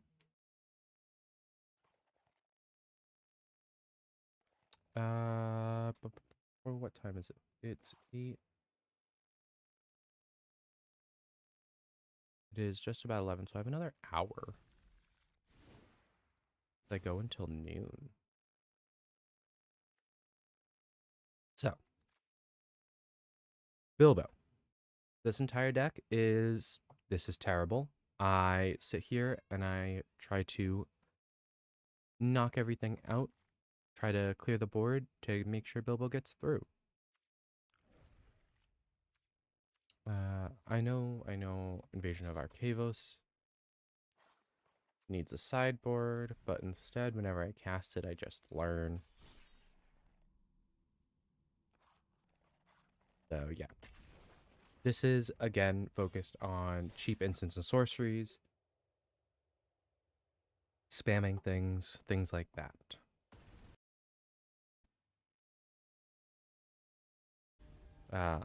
Also, just because I've gotten a couple more followers over the course of the past couple days, I'm just going to reping the Twitter, YouTube thing.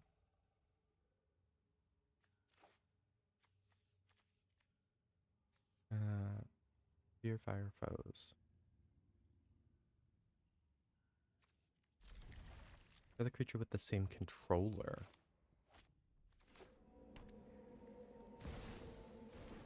A Mox Amber.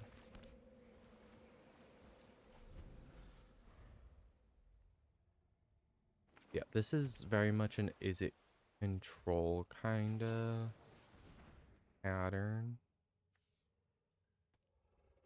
US can't be blocked this turn. The vast majority of my deck is literally just based on getting Bilbo through. What if I counter that? I say I would rather not. So now they cannot block me unless their creature has power 1 or less. Which is good, because in a Sauron deck, they really won't any.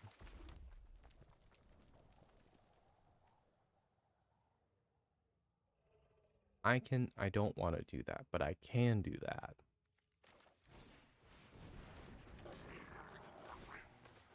Just make him unblockable, though. Make him unblockable before I do that.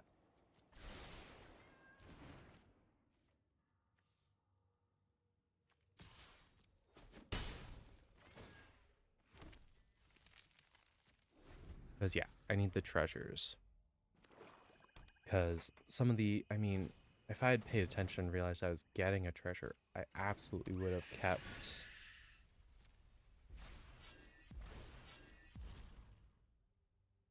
each wraith you control. I'm gonna what? Fear Fire Foes 3 next turn? I have Fire Inscription in this deck. It's a good card. Cares a lot about instant sorceries in the colors red. In the colors red. Color. My phone says that I can't get into it. Why did it pull up Reddit? What? I haven't even opened Reddit in months.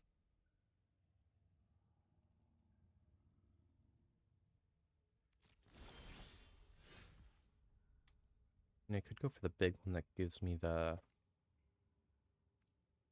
No, I'll just go for the...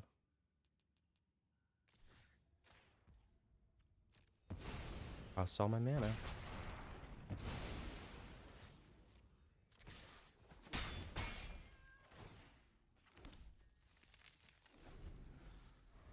Is it controlled?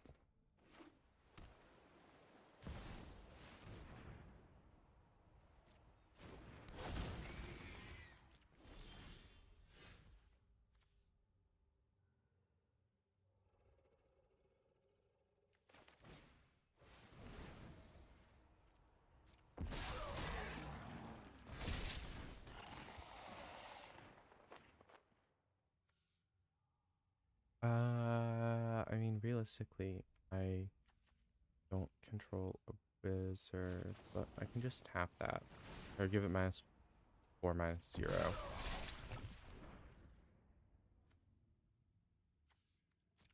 It doesn't matter if they block Bilbo at this point. I mean, it does because I don't get the treasure, but I don't need the treasure desperately right now.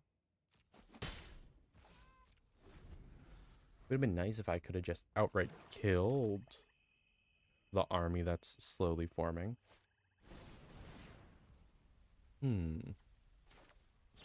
What if I instead return it back to my hand?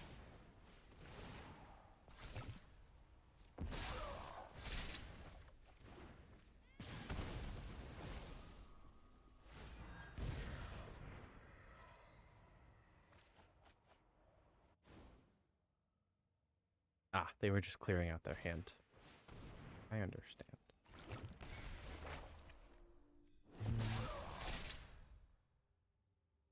On the bright side, I don't need to worry about Goblin Smuggler.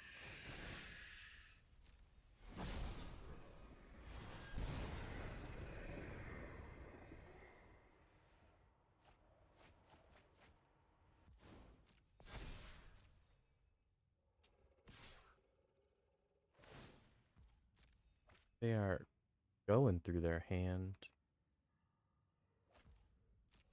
They have also been tempted like 3 times over the course of a single turn.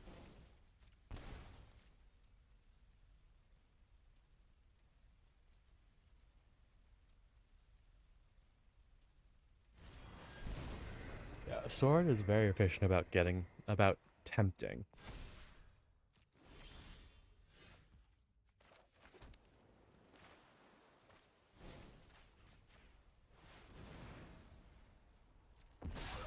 Go ahead, a Mass Orcs 1.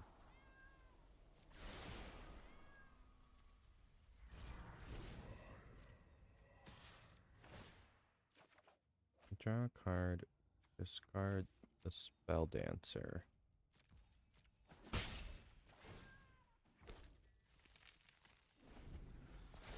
Spelling online permanent.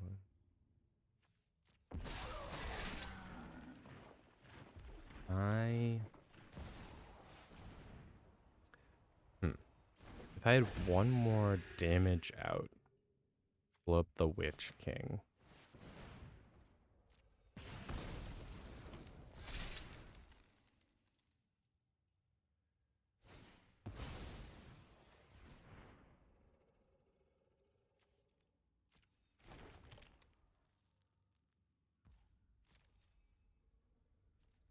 This isn't looking too good.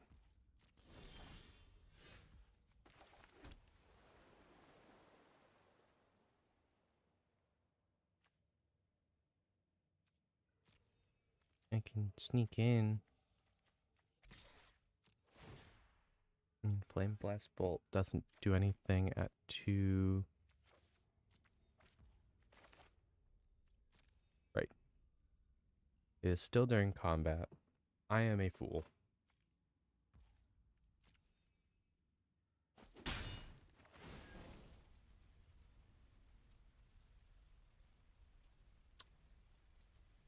I don't like the Witch King.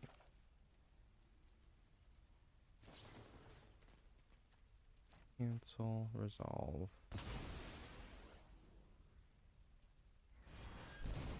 Take action. Bilbo left the battlefield though. And I'm just gonna light him again. Of course, makes their orc bigger.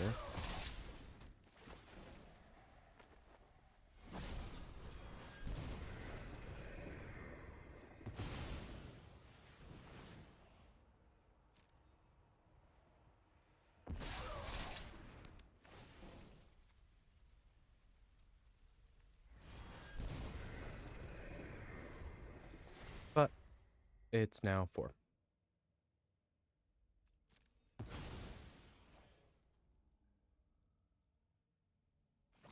But I'm pretty sure I lose this turn. Because everything has menace. There's 6 in the air that I have to take no matter what. 7 in the air that I have to take no matter what.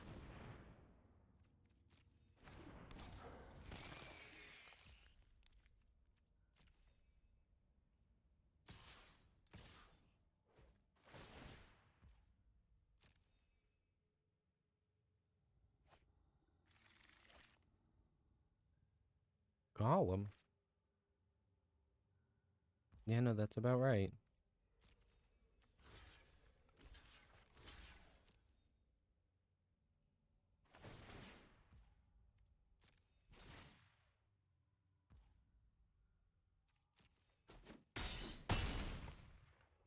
Yeah, this whole forced sacrifice thing is not fun.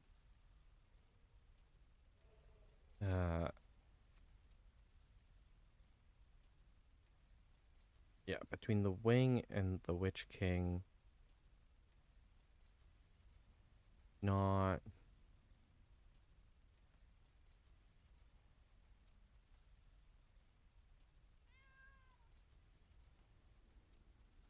not gonna sit here waiting for them to make a decision forever.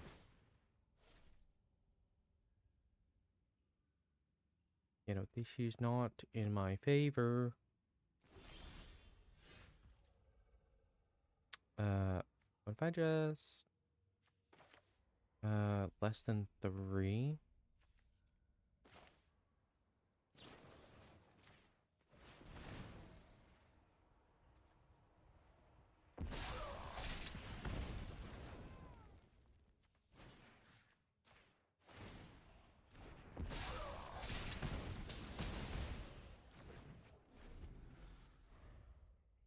And now I die because I have nothing on my board.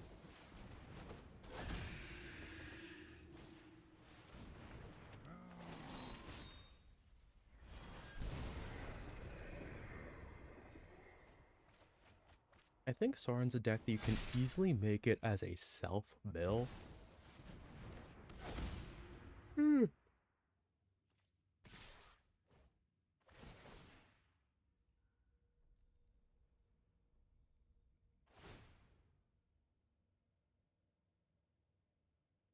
I want to build a Sauron Necromancer deck.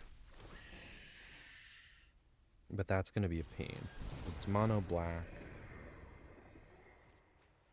And all that fun stuff.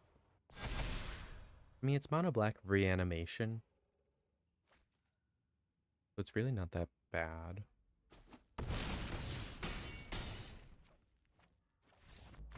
It's actually a pretty stable setup to do mono black regen. But yeah. Clean my stuff. More Bilbo.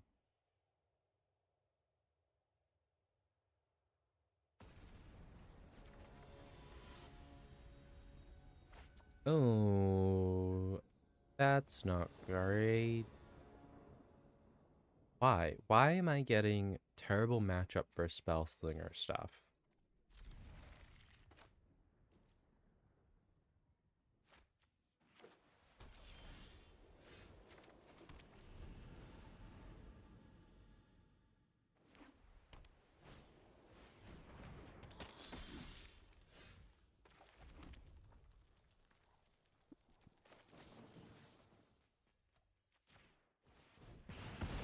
And exiled. Because I would rather you not have vigilance and a growing creature.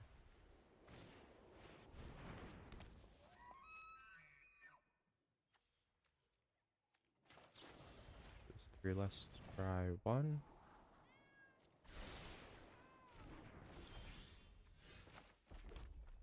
They are a 3/3. She's a 3/4. Lesser power.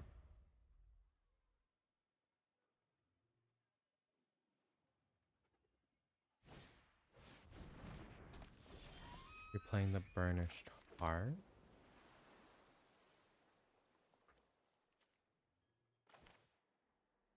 I can take the Burnished Heart.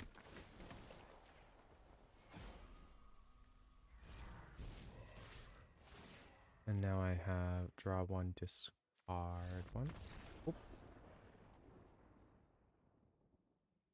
To be fair, that would not have been a good matchup if it went long. I got very, very lucky that they quit the moment I pulled the Burnished Heart. The World Spell. It is my first one. Top 7 cards of your library, you may reveal a non-saga permanent card from among them. Put it into your hand, put the rest on the bottom of your library in a random order. I don't like the fact that you can't pull sagas with it. But I suppose it's because of put up to 2 non-saga permanent cards from your hand onto the battlefield. Notably, that does not say cast. You just put them out there.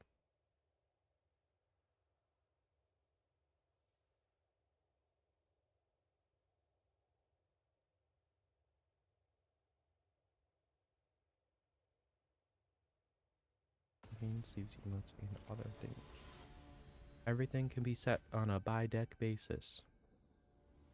You can set avatars, you can set card sleeves, you can set the lands you use.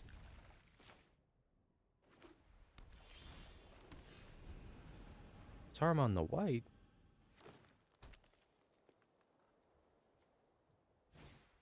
Ooh, that looks like a good card to... I was going to say to Burning Hands. Originally, I was just going to Fading Hope it, but the Burning Hands is better. It's a green spell, so it technically does 6. Passion Orator.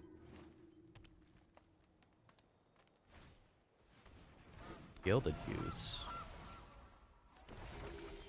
Oh no. I understand what's happening here, and I don't like it.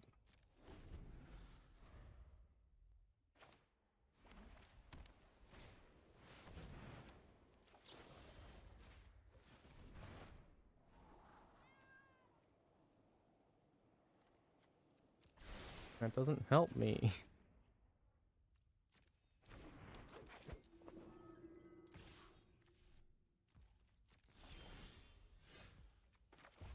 Red mana does, though.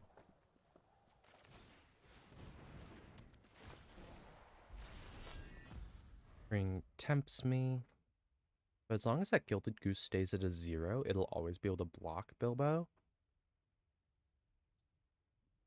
Which is kind of frustrating. Bye, Saruman. Actually, they might get rid of Fiery Inscription or Geist Flame. There's 3 cards that they could take. But yeah.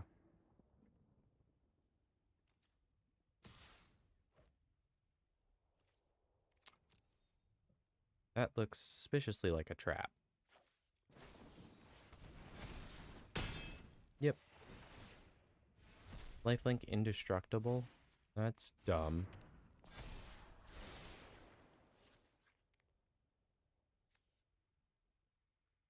So what? If I get 1 mana, I do blink of the eye, blink of an eye. Picked on Trilasara.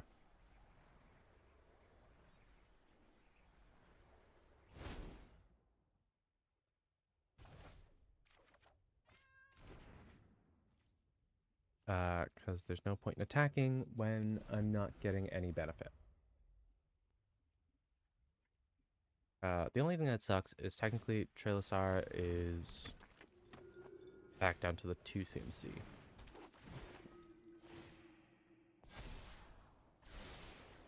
And you know, ridiculous amounts of scrying is always fun.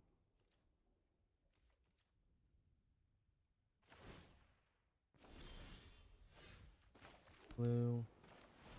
Iron Inscription. Because it tempts me.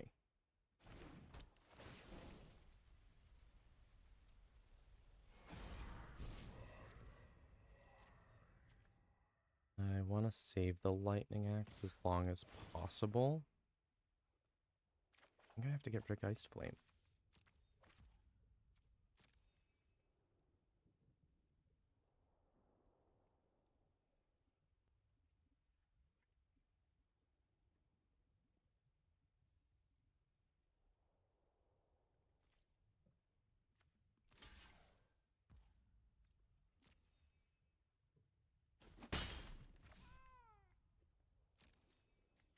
Because the moment they try to make Balasar too big is the moment that I need to do something.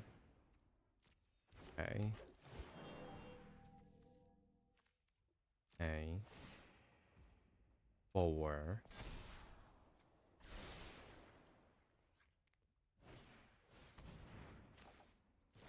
Lightning Axe. Discard a card. Target that. Eat the creature. This is not good. I am facing a life gain deck. Bilbo against life gain deck is never good.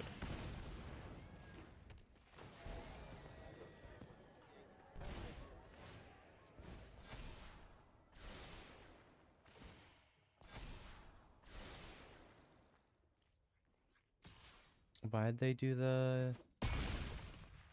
Why'd they gain... Oh, they gained it from Gallagher's and Passion Orator.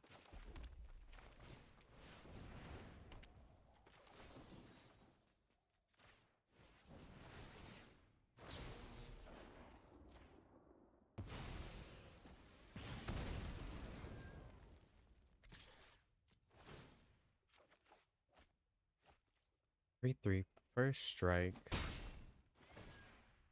and a treasure, which gives me Saruman the White.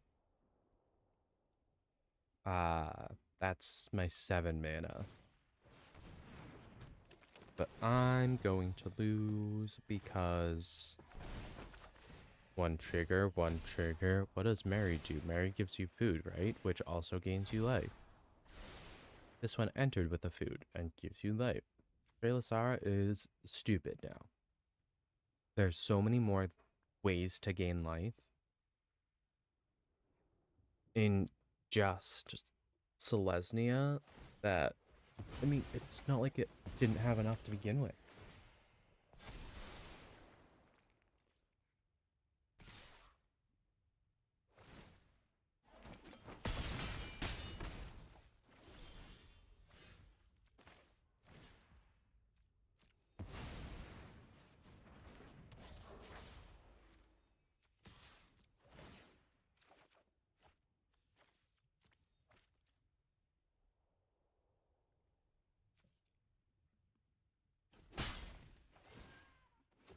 Now I go through and I take things out.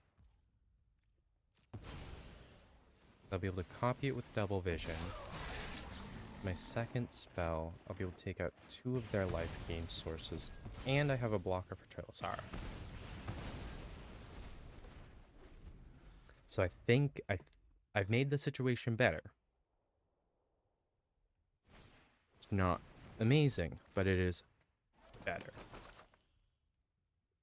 Correction, it was better than it was 2 seconds ago. As long as there's food, Trailasara keeps growing.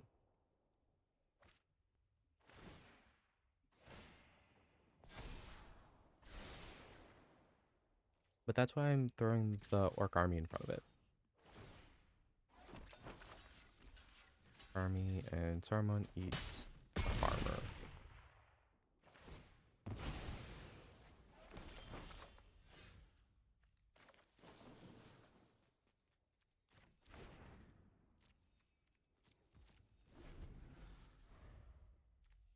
An instant so I can cast it on their turn. I just don't know what I would copy. Oh no, I would hit this one.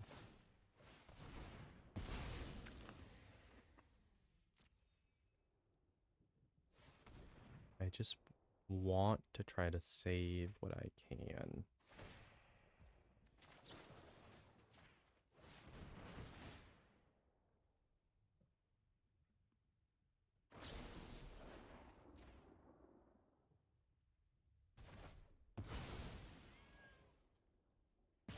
Cast an instant sorcery spell.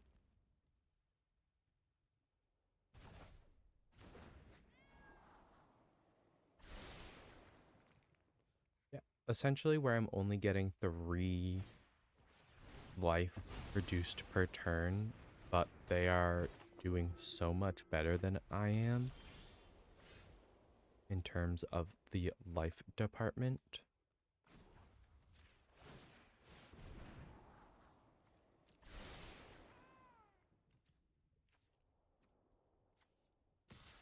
I'll attack with the 4/4.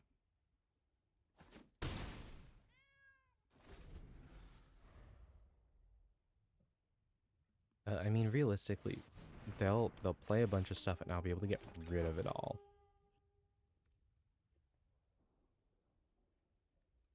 But I want to make sure that I have another card in hand to get the Amass too.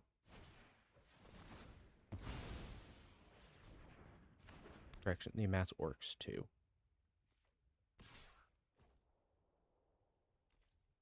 And we bounce off each other, right?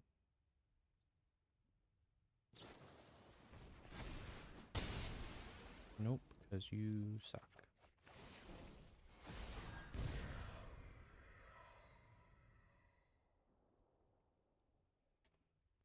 5, 10 mana. 6 mana.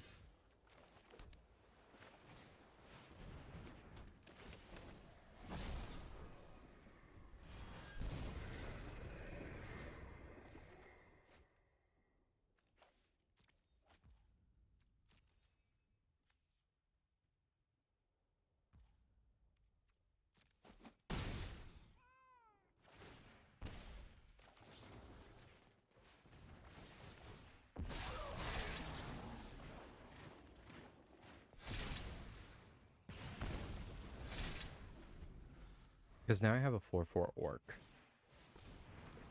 And it actually might be better if I let Bilbo die here. Unless Trailosaurus stays at something my orc can kill. Because Bilbo will keep moving around who my ring bearer is. It might actually be worth it to keep him bouncing around.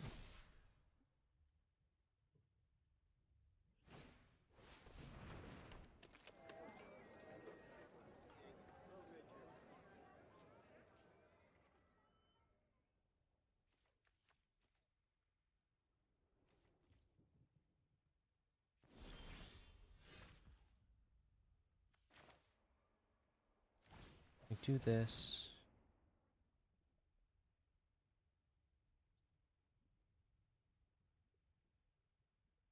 I wish I had more ways to draw cards in this deck.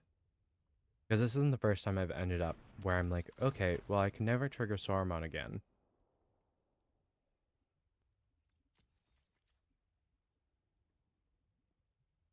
This isn't the first time. Probably won't be the last time.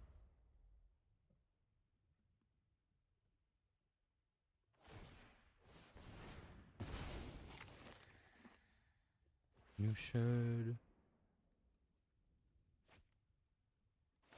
Oh, no. He's a problem.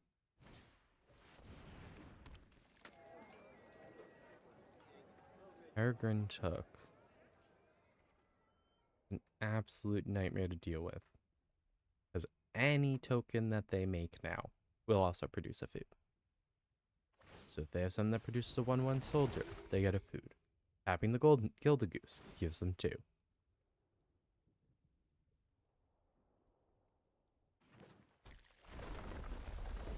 And the Druid class lands give them life. Oh my goodness. And no.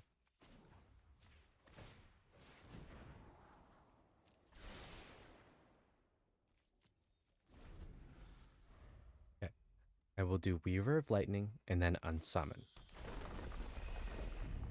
Unsummon will also allow me to Scry, and doubling the Unsummon gets me Peregrine Token and Trailosaurus off the battlefield.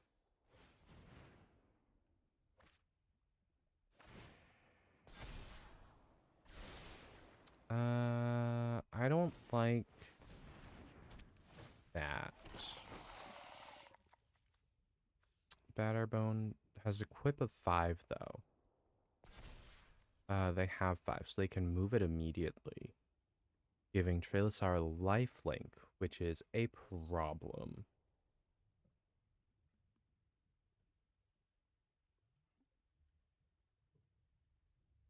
And because they made a token, they got an extra food.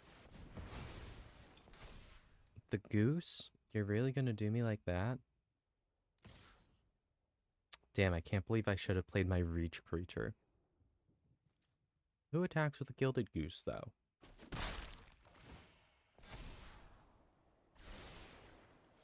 Like, real talk, who the hell attacks with a Gilded Goose? Okay, do that.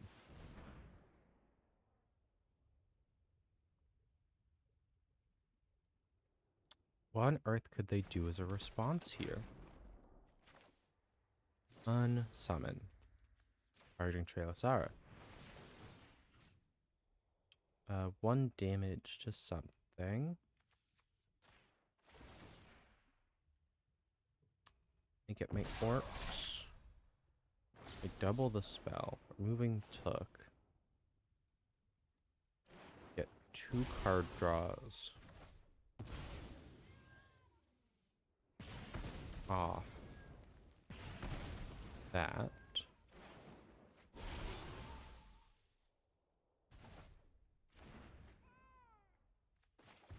I do that.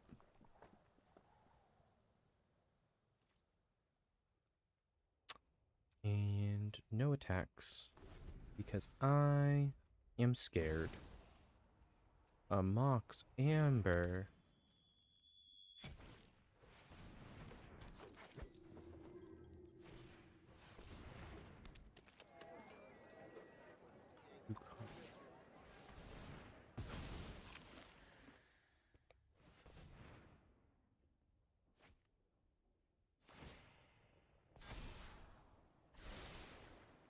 The only good thing is I have enough removal to keep Trilisar off the battlefield.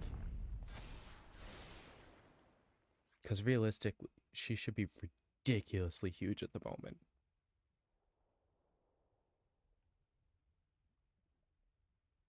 No. I also have 100% been stalling on showing my Esper deck because I don't like the way it plays. It is kind of mill-centric, but not amazingly so. Ooh, excuse me. Ooh. Excuse me again.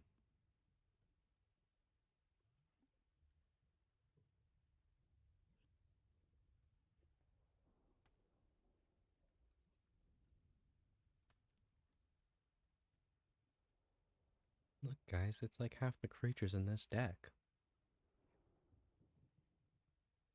I think I have 15 in this deck. That sounds right.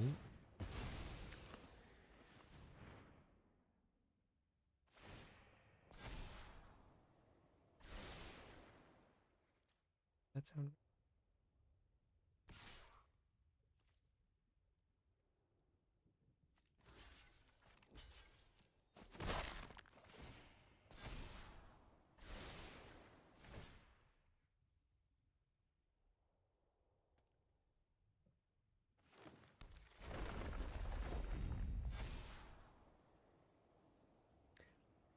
Oh,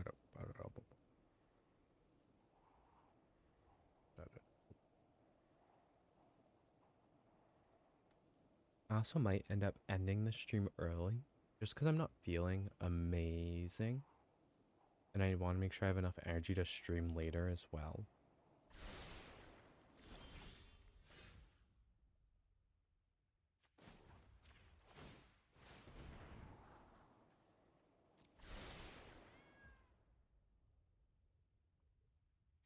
What do I do? I strangle. And I could strangle counter.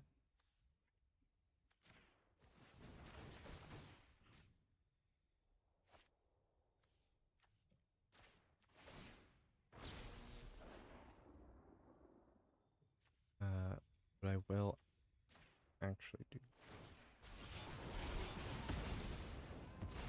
Am I not allowed to counter my own spell?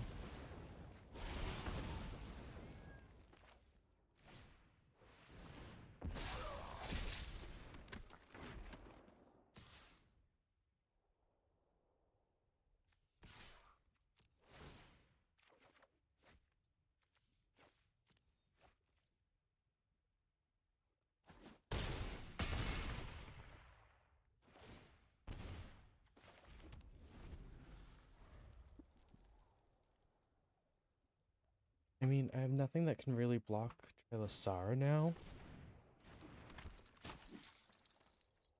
But I have something with reach still.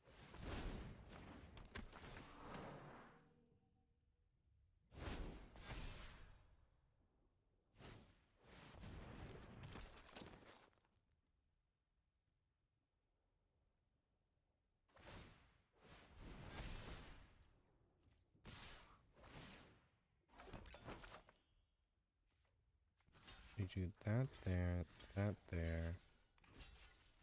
Here 3. And I take... Oh no! I'll at least trade that.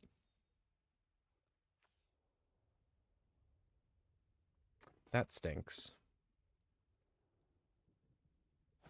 I don't want to lose my Archmage.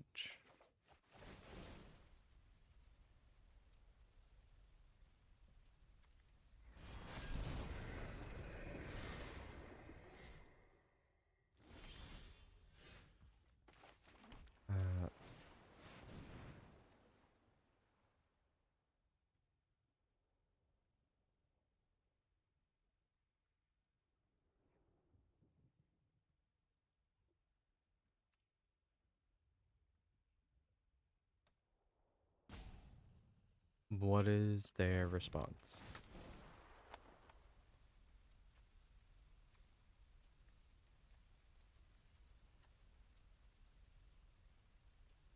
Oh, tap sack of food to add a mana of any color is the response that the game is waiting on.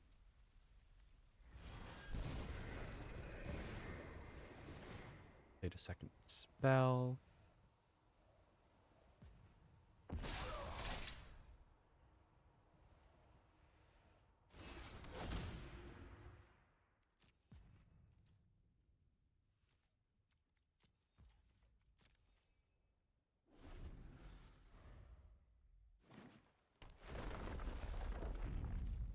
Gain life. Trilisar gets bigger. They scry 1.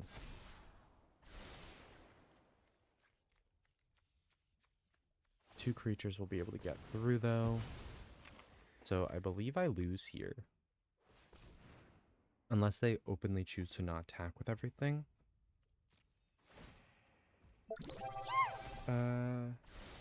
Hello. Thank you for the follow. Useless. Is it useless tin? Is that, am I saying that right? Because that's fantastic.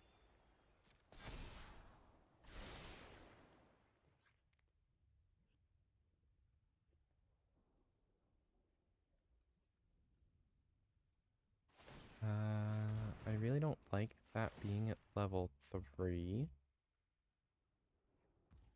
Because that means they're animating a land. I lose, right? They have more creatures than I can reasonably block.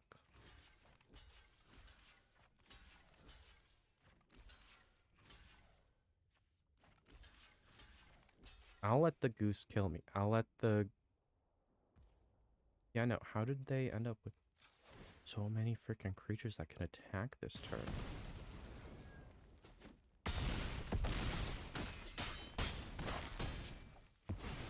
Damn. Yeah, Selesnya life gain, still incredibly hard to beat. Especially when you just don't have creatures. Because you're playing a Spellslinger deck. Okay, but given that it is a little before 11:30. Oh, I didn't show the deck. I just... Let me cancel. Didn't show the deck. I just started playing the deck. Okay. Nope, I did again. Take 3 when trying to show y'all this deck.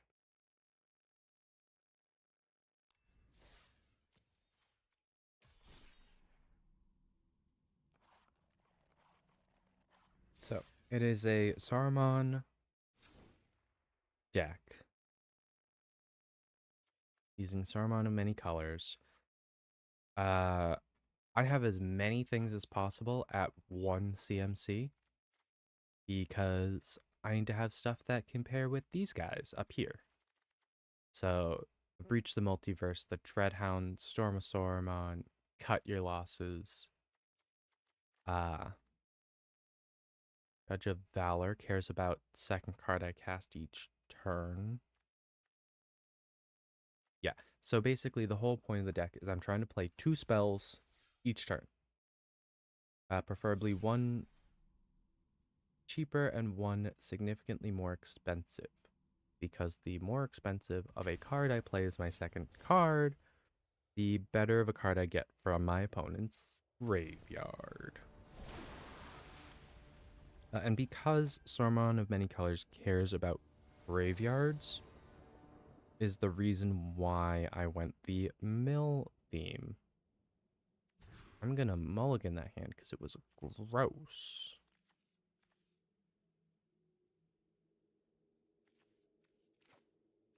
I mean, realistically, my goal is to play Millstone. Millstone until I can get Saruman out, and then go nuts.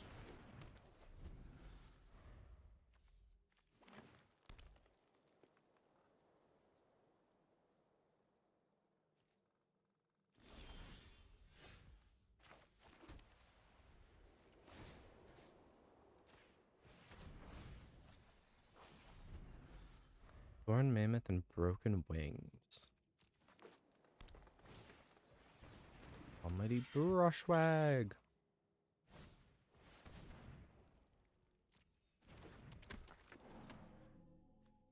Wanna try?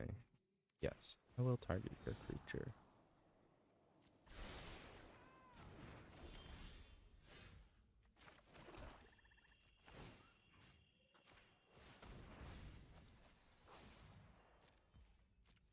Essentially, whichever one is going to be more powerful when it attacks me is the one that gets returned to their hand.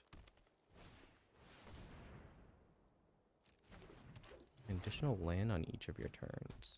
That's kind of yucky.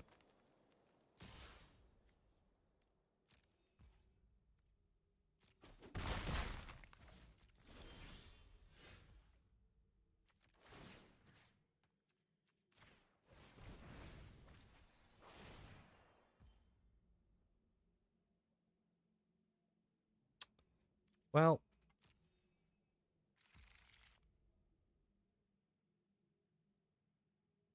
I think I yucked it up. I think I messed it up bad. But who plays anti-mill like that?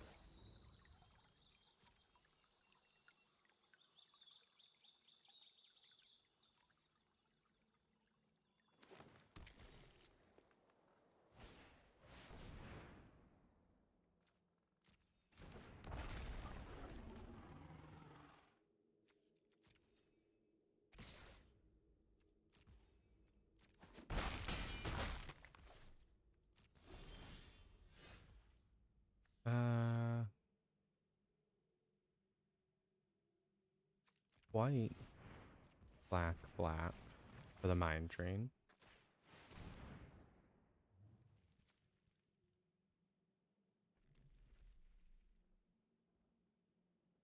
That way I have the blue mana up for when they swing the Gigantosaurus at me. Hydra is a 5/5. I want that card. I can't get that card. I might be able to get the Arcane Encyclopedia.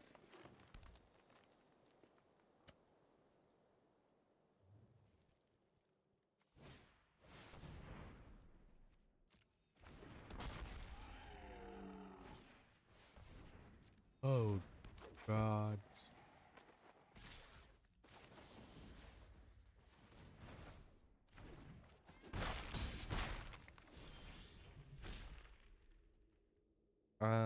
The fact that I still don't have enough mana is kind of upsetting.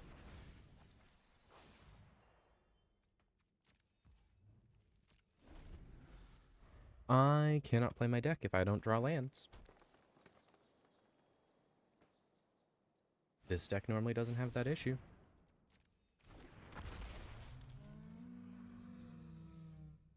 I don't want to exile their stuff. But I'm going to have to live, aren't I? Yeah.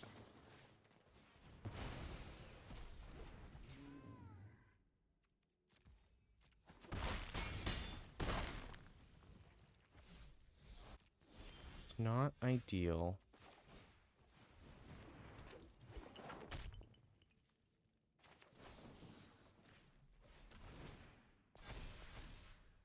Lifelink. Sure, why not?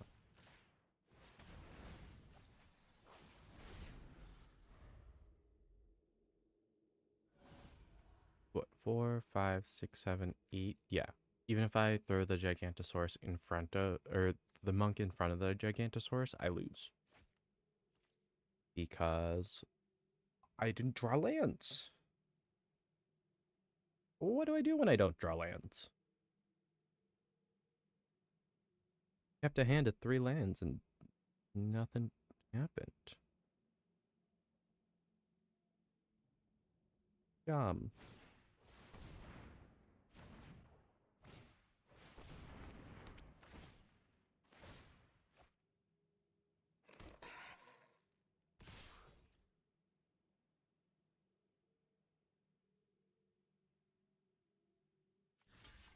And the trample.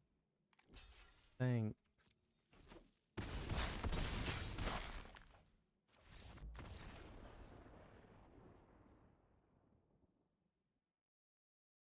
And the trample to really make sure that no matter what I do, nothing's gonna happen.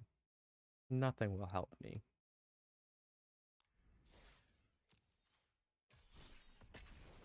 Let's try this again. This deck does not work well. I'm aware of it, but that was ridiculous. Oh no, I'll play against a deck that will just rip the life out from under me. That's cool. I think I just need to redo Saruman again. This is my second Saruman attempt. I just need to... I feel like I don't have the proper mill cards. Because I think what it comes down to. I think I don't have the proper mill cards. And it seems like my mana base might be a little messed up. But I don't know. I doubt that it is. Because I use the auto builder land amount, which usually gives me 40 lands.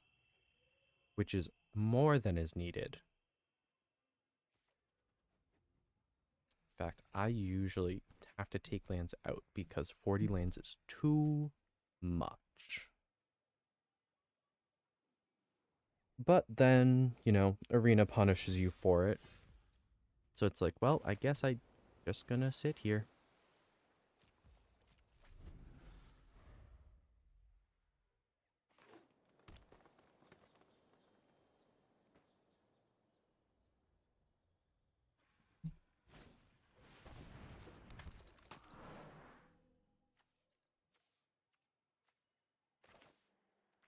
No.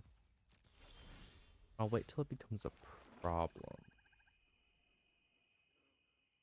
I can't play Navigators, Ruin, and Stern Dismissal, but I can. They attack me with the Social Climber. I can Elspeth's Smite and kill it and exile it forever.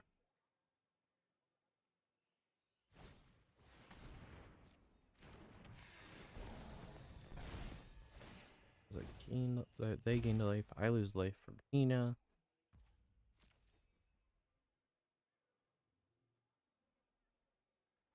You should attack me with that 4-2.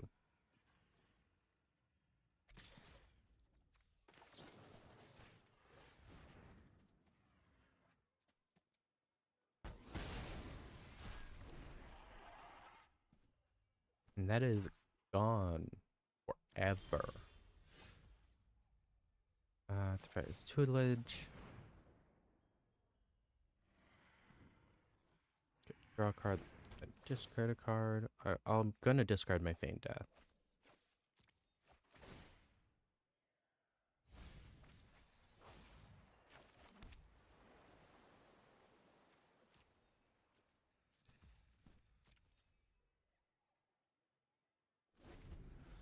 So I Stern Dismissal in response to them trying to gain life.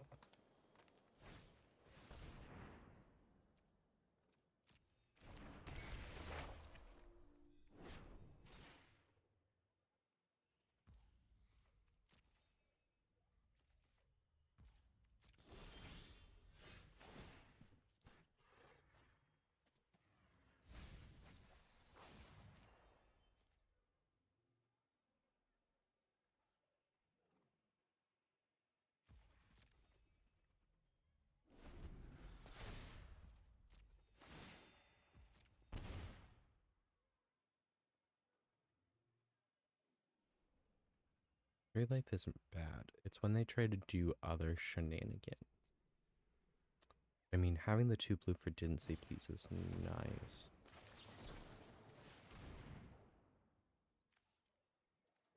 I could have Spell Pierced it. That way I could Spell Pierce and remove Dina. I think the mill is better at the moment. Because they're not swinging with...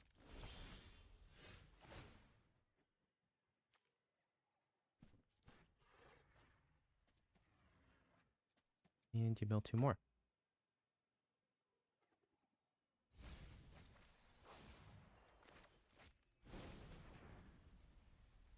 Birthday escape.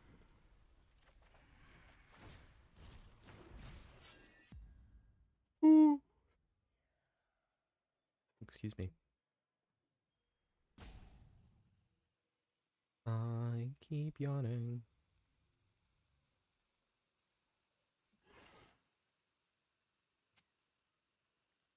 Though I only got like 6 hours of sleep last night, so I'm not surprised. I've been better at sleeping than I used to be a couple years ago, but I'm still not great at it.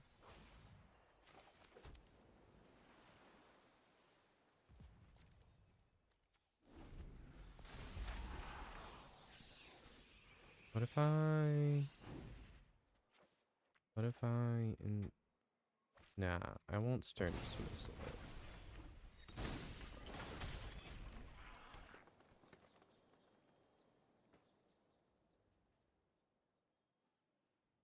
Gotta wait till they're like, I'm about to gain 7 life. And I go, but not with Dina out.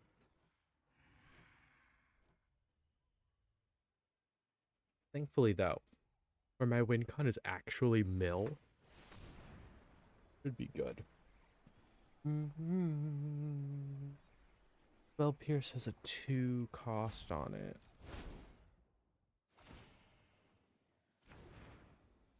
Why did they gain life? How did they...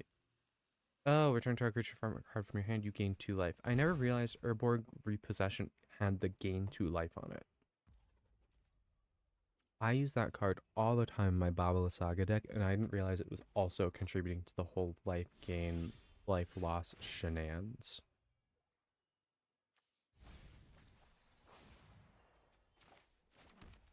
I can do that.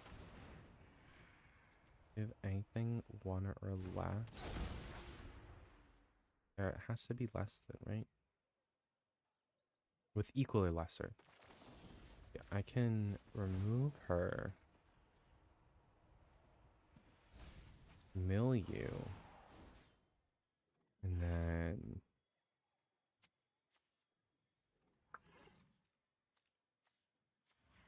I have nothing to really proliferate.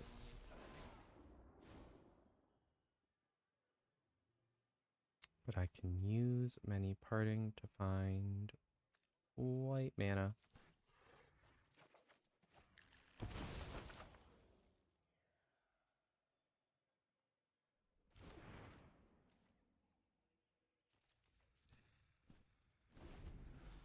Here we go.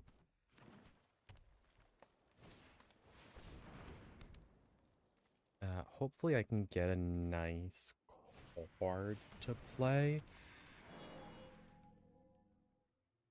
They have some pretty nice spells in their graveyard. And I want that Etherflux Reservoir. Or is it instant sorcery and enchantment? Yeah. Might as well just gain the life, right?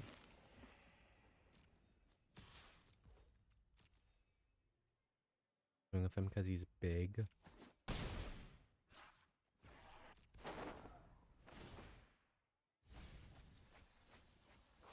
There we go. Yeah, because I need Navigator's Ruin to start triggering more. If I could make him my Ring Bearer, that'd be pretty nice. But Navigator's Ruin is going to help speed this up a lot as I do things.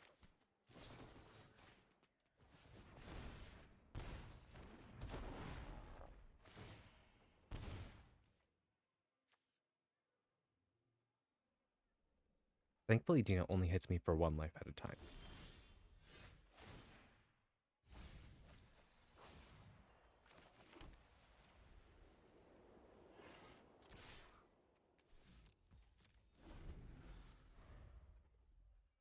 I have so much mana, so spell piercing is really difficult.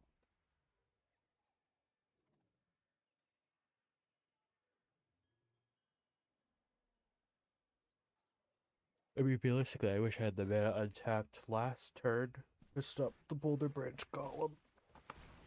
Ray is dead. Why do we... What is that? Hmm. Good thing they can't play it. But why? Because it's a flyer? Is that why they want it?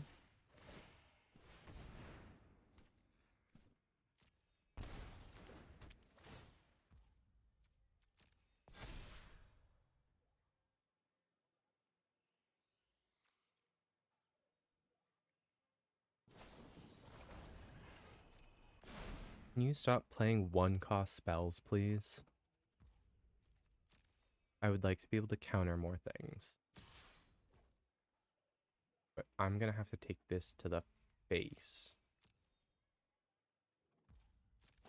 Because I need Saruman to stay out.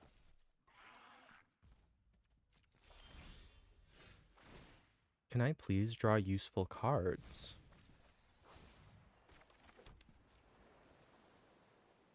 Because Consider is one of my perfect cards for this.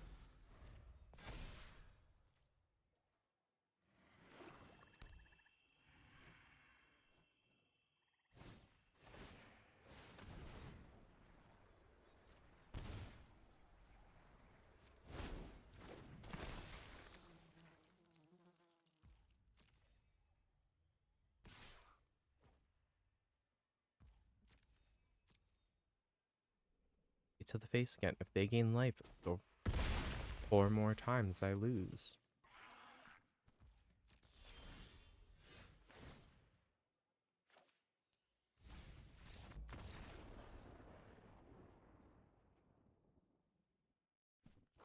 Because all I have to do is swing with the bat. Arrgh.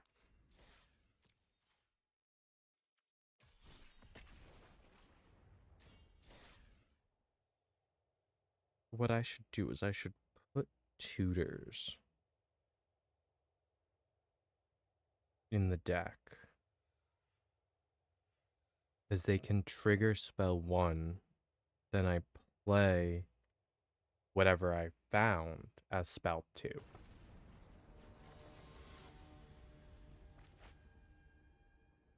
Oh no.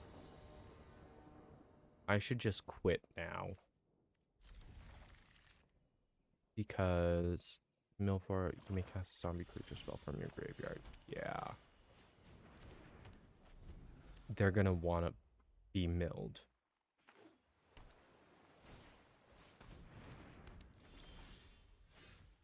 Absolutely should just quit now. I don't have any black mana in my hand. This game is not going well. Oh, we're gonna start off by giving the zombie buff. Cool. Gives me a target though. Nope. Not black mana. That's black mana though. Heyo. I could flash that in, but it flashes in as 1/1. That at least will survive the attack.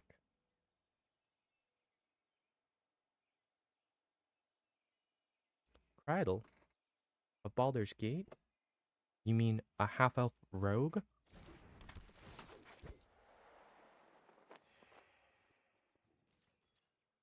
A Johnny's Welcome is also just in here to save myself. Because it is not an incredibly good card in this deck. I don't spam a bunch of creatures out a ton. But it helps.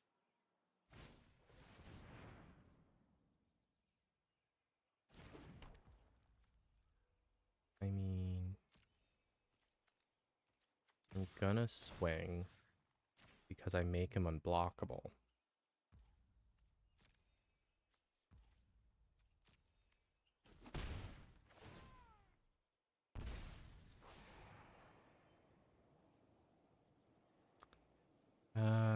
It's a counter spell for 2. Yeah.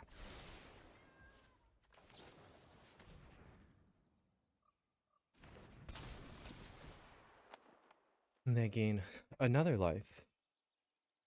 And they mill more cards.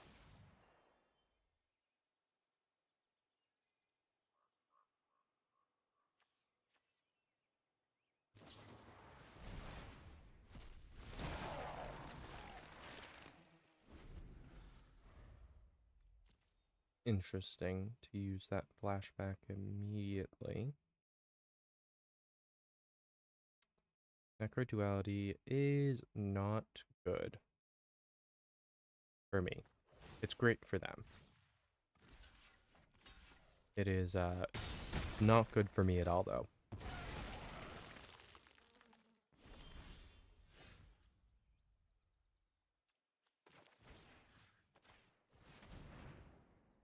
Discard 2, mill 2, lose 2.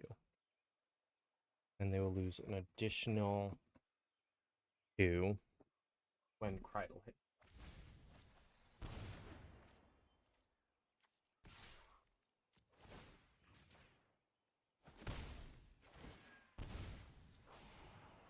Land I will keep. I will not put land on the bottom. Not at this point.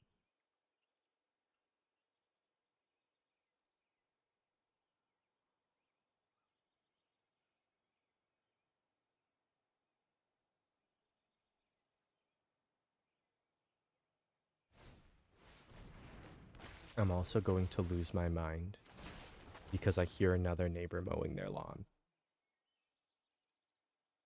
And 2 days ago, there was lawn mowing from 8 in the morning to 6 o'clock at night.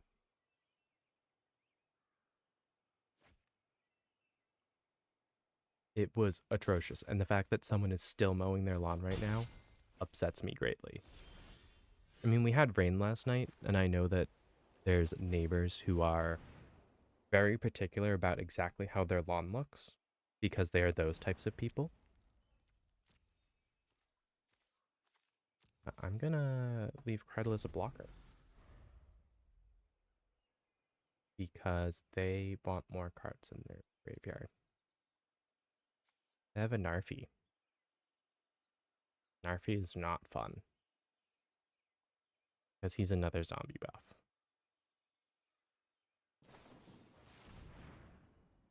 You're gonna pay life. Am I actually gonna kill this person via damage?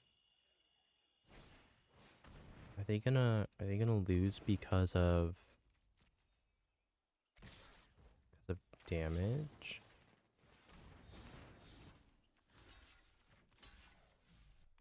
Yeah. Can't kill anything, but oh, I see. I still have my counter spell in my hand. I pay attention to my own cards. Totally. Absolutely. I'm terrible at paying attention to my cards.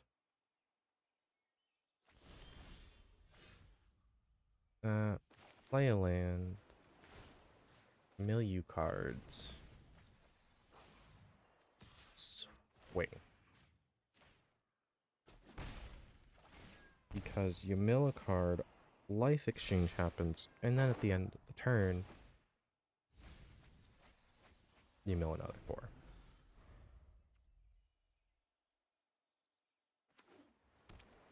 Six mana.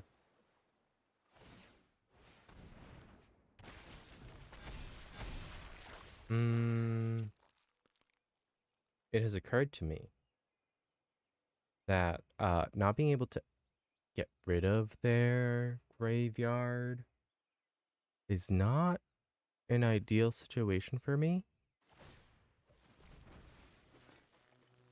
Especially where that was an ability, so I can't counter it. That kind of sucks.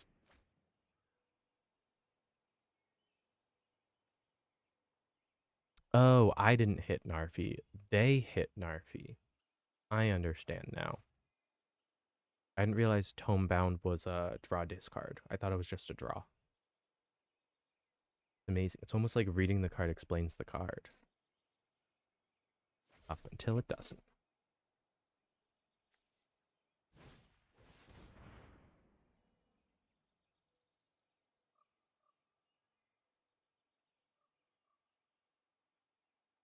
And thankfully Narfi is legendary, so they can't have both a token Narfi and a non-token Narfi. I really don't like the idea of leaving myself with no mana. However, I need to have no mana to make sure I make it to my next turn.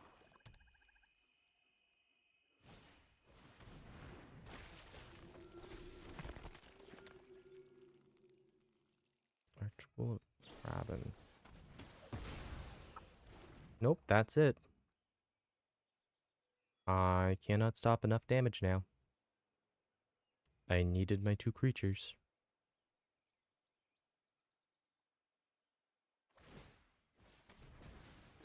And yeah, they give that haste so then it can swing in faster. So they're just going to swing with everything, right? Because it kills me? Yeah.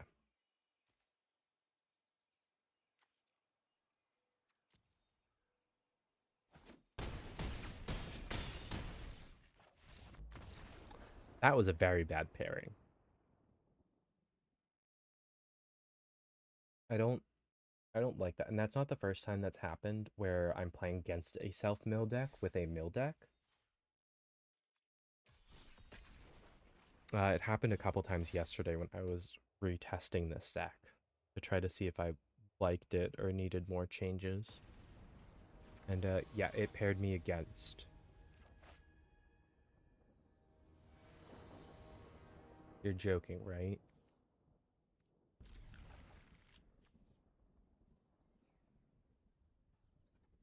I'm going to lose because I don't have any flying in this deck.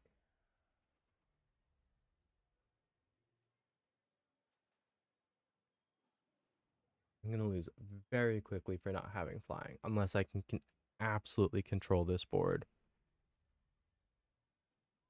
But with the amount of mulligans they just took. Oh, they only took the 1 mulligan. They took the 1. No, they didn't. They took 2 mulligans. I know math. And they keep scrying. Stop it.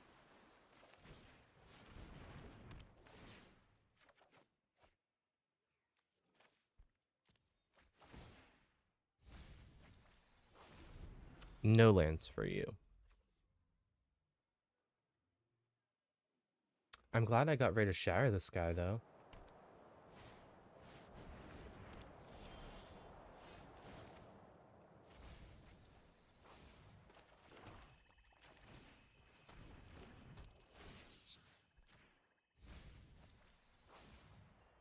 Ooh, and a Cure Best the Sea God. How much does that cost? 7? I had to play a 7 CMC spell to get that one? Ugh. I don't like the fact that they just made the power 9. I really just don't like that card in general. But that's a personal thing. I'm gonna swing with it.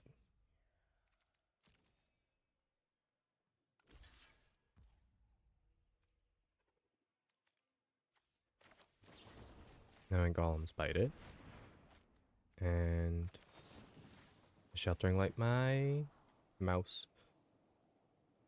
I want him, but I also need mana.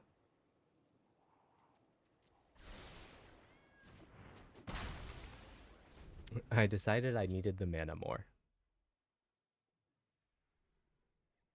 Because that seems like the reasonable choice. Be like, I'm looking at my hand. I can play 2 cards that both cost a single white. That's also 5 CMC.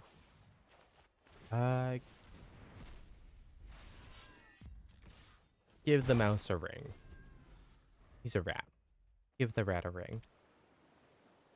Like if you give a mouse a cookie.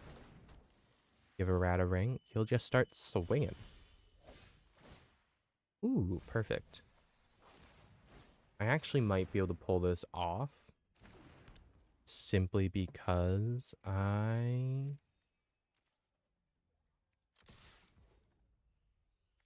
can swing really well. I'm just milling them so quickly. They're losing 6 cards a turn at the moment. And that's the 1 from the draw, and then the 4, or the 2 from the draw and the 4 for attacking. And because all of their flyers are gaining power, none of their 1/1 flyers that they're making can do anything.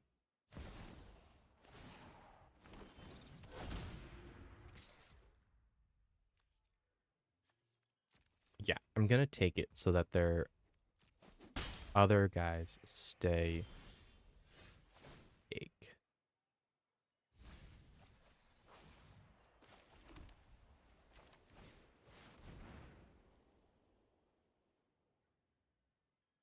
Gonna counter it. That's very much a counter-worthy card.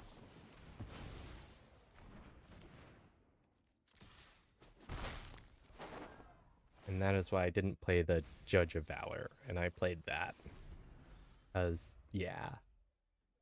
The Judge of Valor is flying. Flying and lifelink.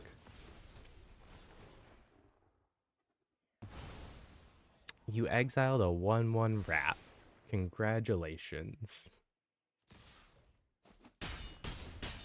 You prison realmed a 1/1 rat.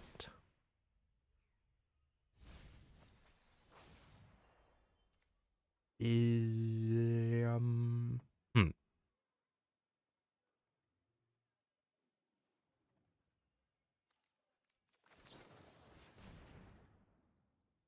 I'm going to bet on them not having a counter spell.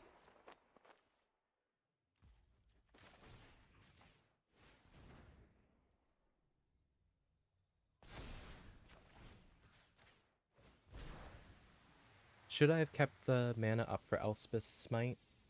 Yes, because I no longer have a Ring Bearer.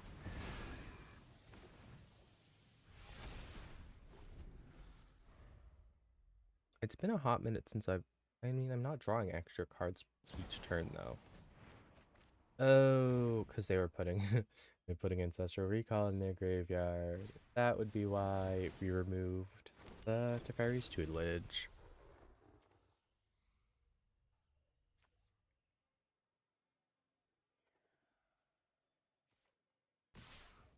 Like I said, this was not going to be good for me.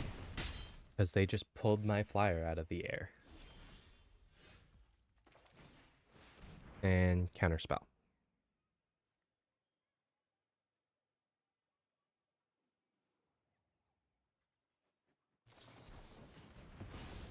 Yep. Yep. Look at that. I lost because I didn't have any flying. It's very easy to predict with an Alayla deck. It is, do I have flying in this deck? Do I have enough board wipes to counteract all the flyers? Nope. I lose. What time is it? Oh, it's about noon. Okay. So, that is it for today. Thank you all for watching. Thank you to the two of you that followed during the stream. And it looks like someone followed after I streamed last night. 11 hours ago puts it at midnight. Yeah, I was already offline for the night. So thank you to the three of you, the one who followed while I was not streaming, and then the two that followed while I was streaming, for all the follows today. I will reping my socials in the chat one more time. And yeah, go follow those. You get all the announcements on when I'm doing, what I'm doing, if I have guests or not, and a direct line of contact to me should you need it all through the Twitter. And then YouTube has all of my VODs so you can see everything that I've done. Yeah. So thank y'all for watching. It's been fun. Uh, enjoy the rest of your day, and I will see y'all later. Oh, and definitely make sure to check the Twitter for the announcement about the stream later on tonight, because there's a chance that it might not go as what is planned, which is currently Elder Scrolls Online with my little group that also plays Stardew. So, yeah. Either way, I'll see you guys tonight. But there will be an announcement confirming Elder Scrolls Online or saying that I'm going to do another game over on Twitter. So, to make sure that you don't get messed up on what I'm streaming, go follow my Twitter. I guess I should shut up now and end the stream. So, I'll see y'all later. Enjoy your day. Get some sun. Bye bye.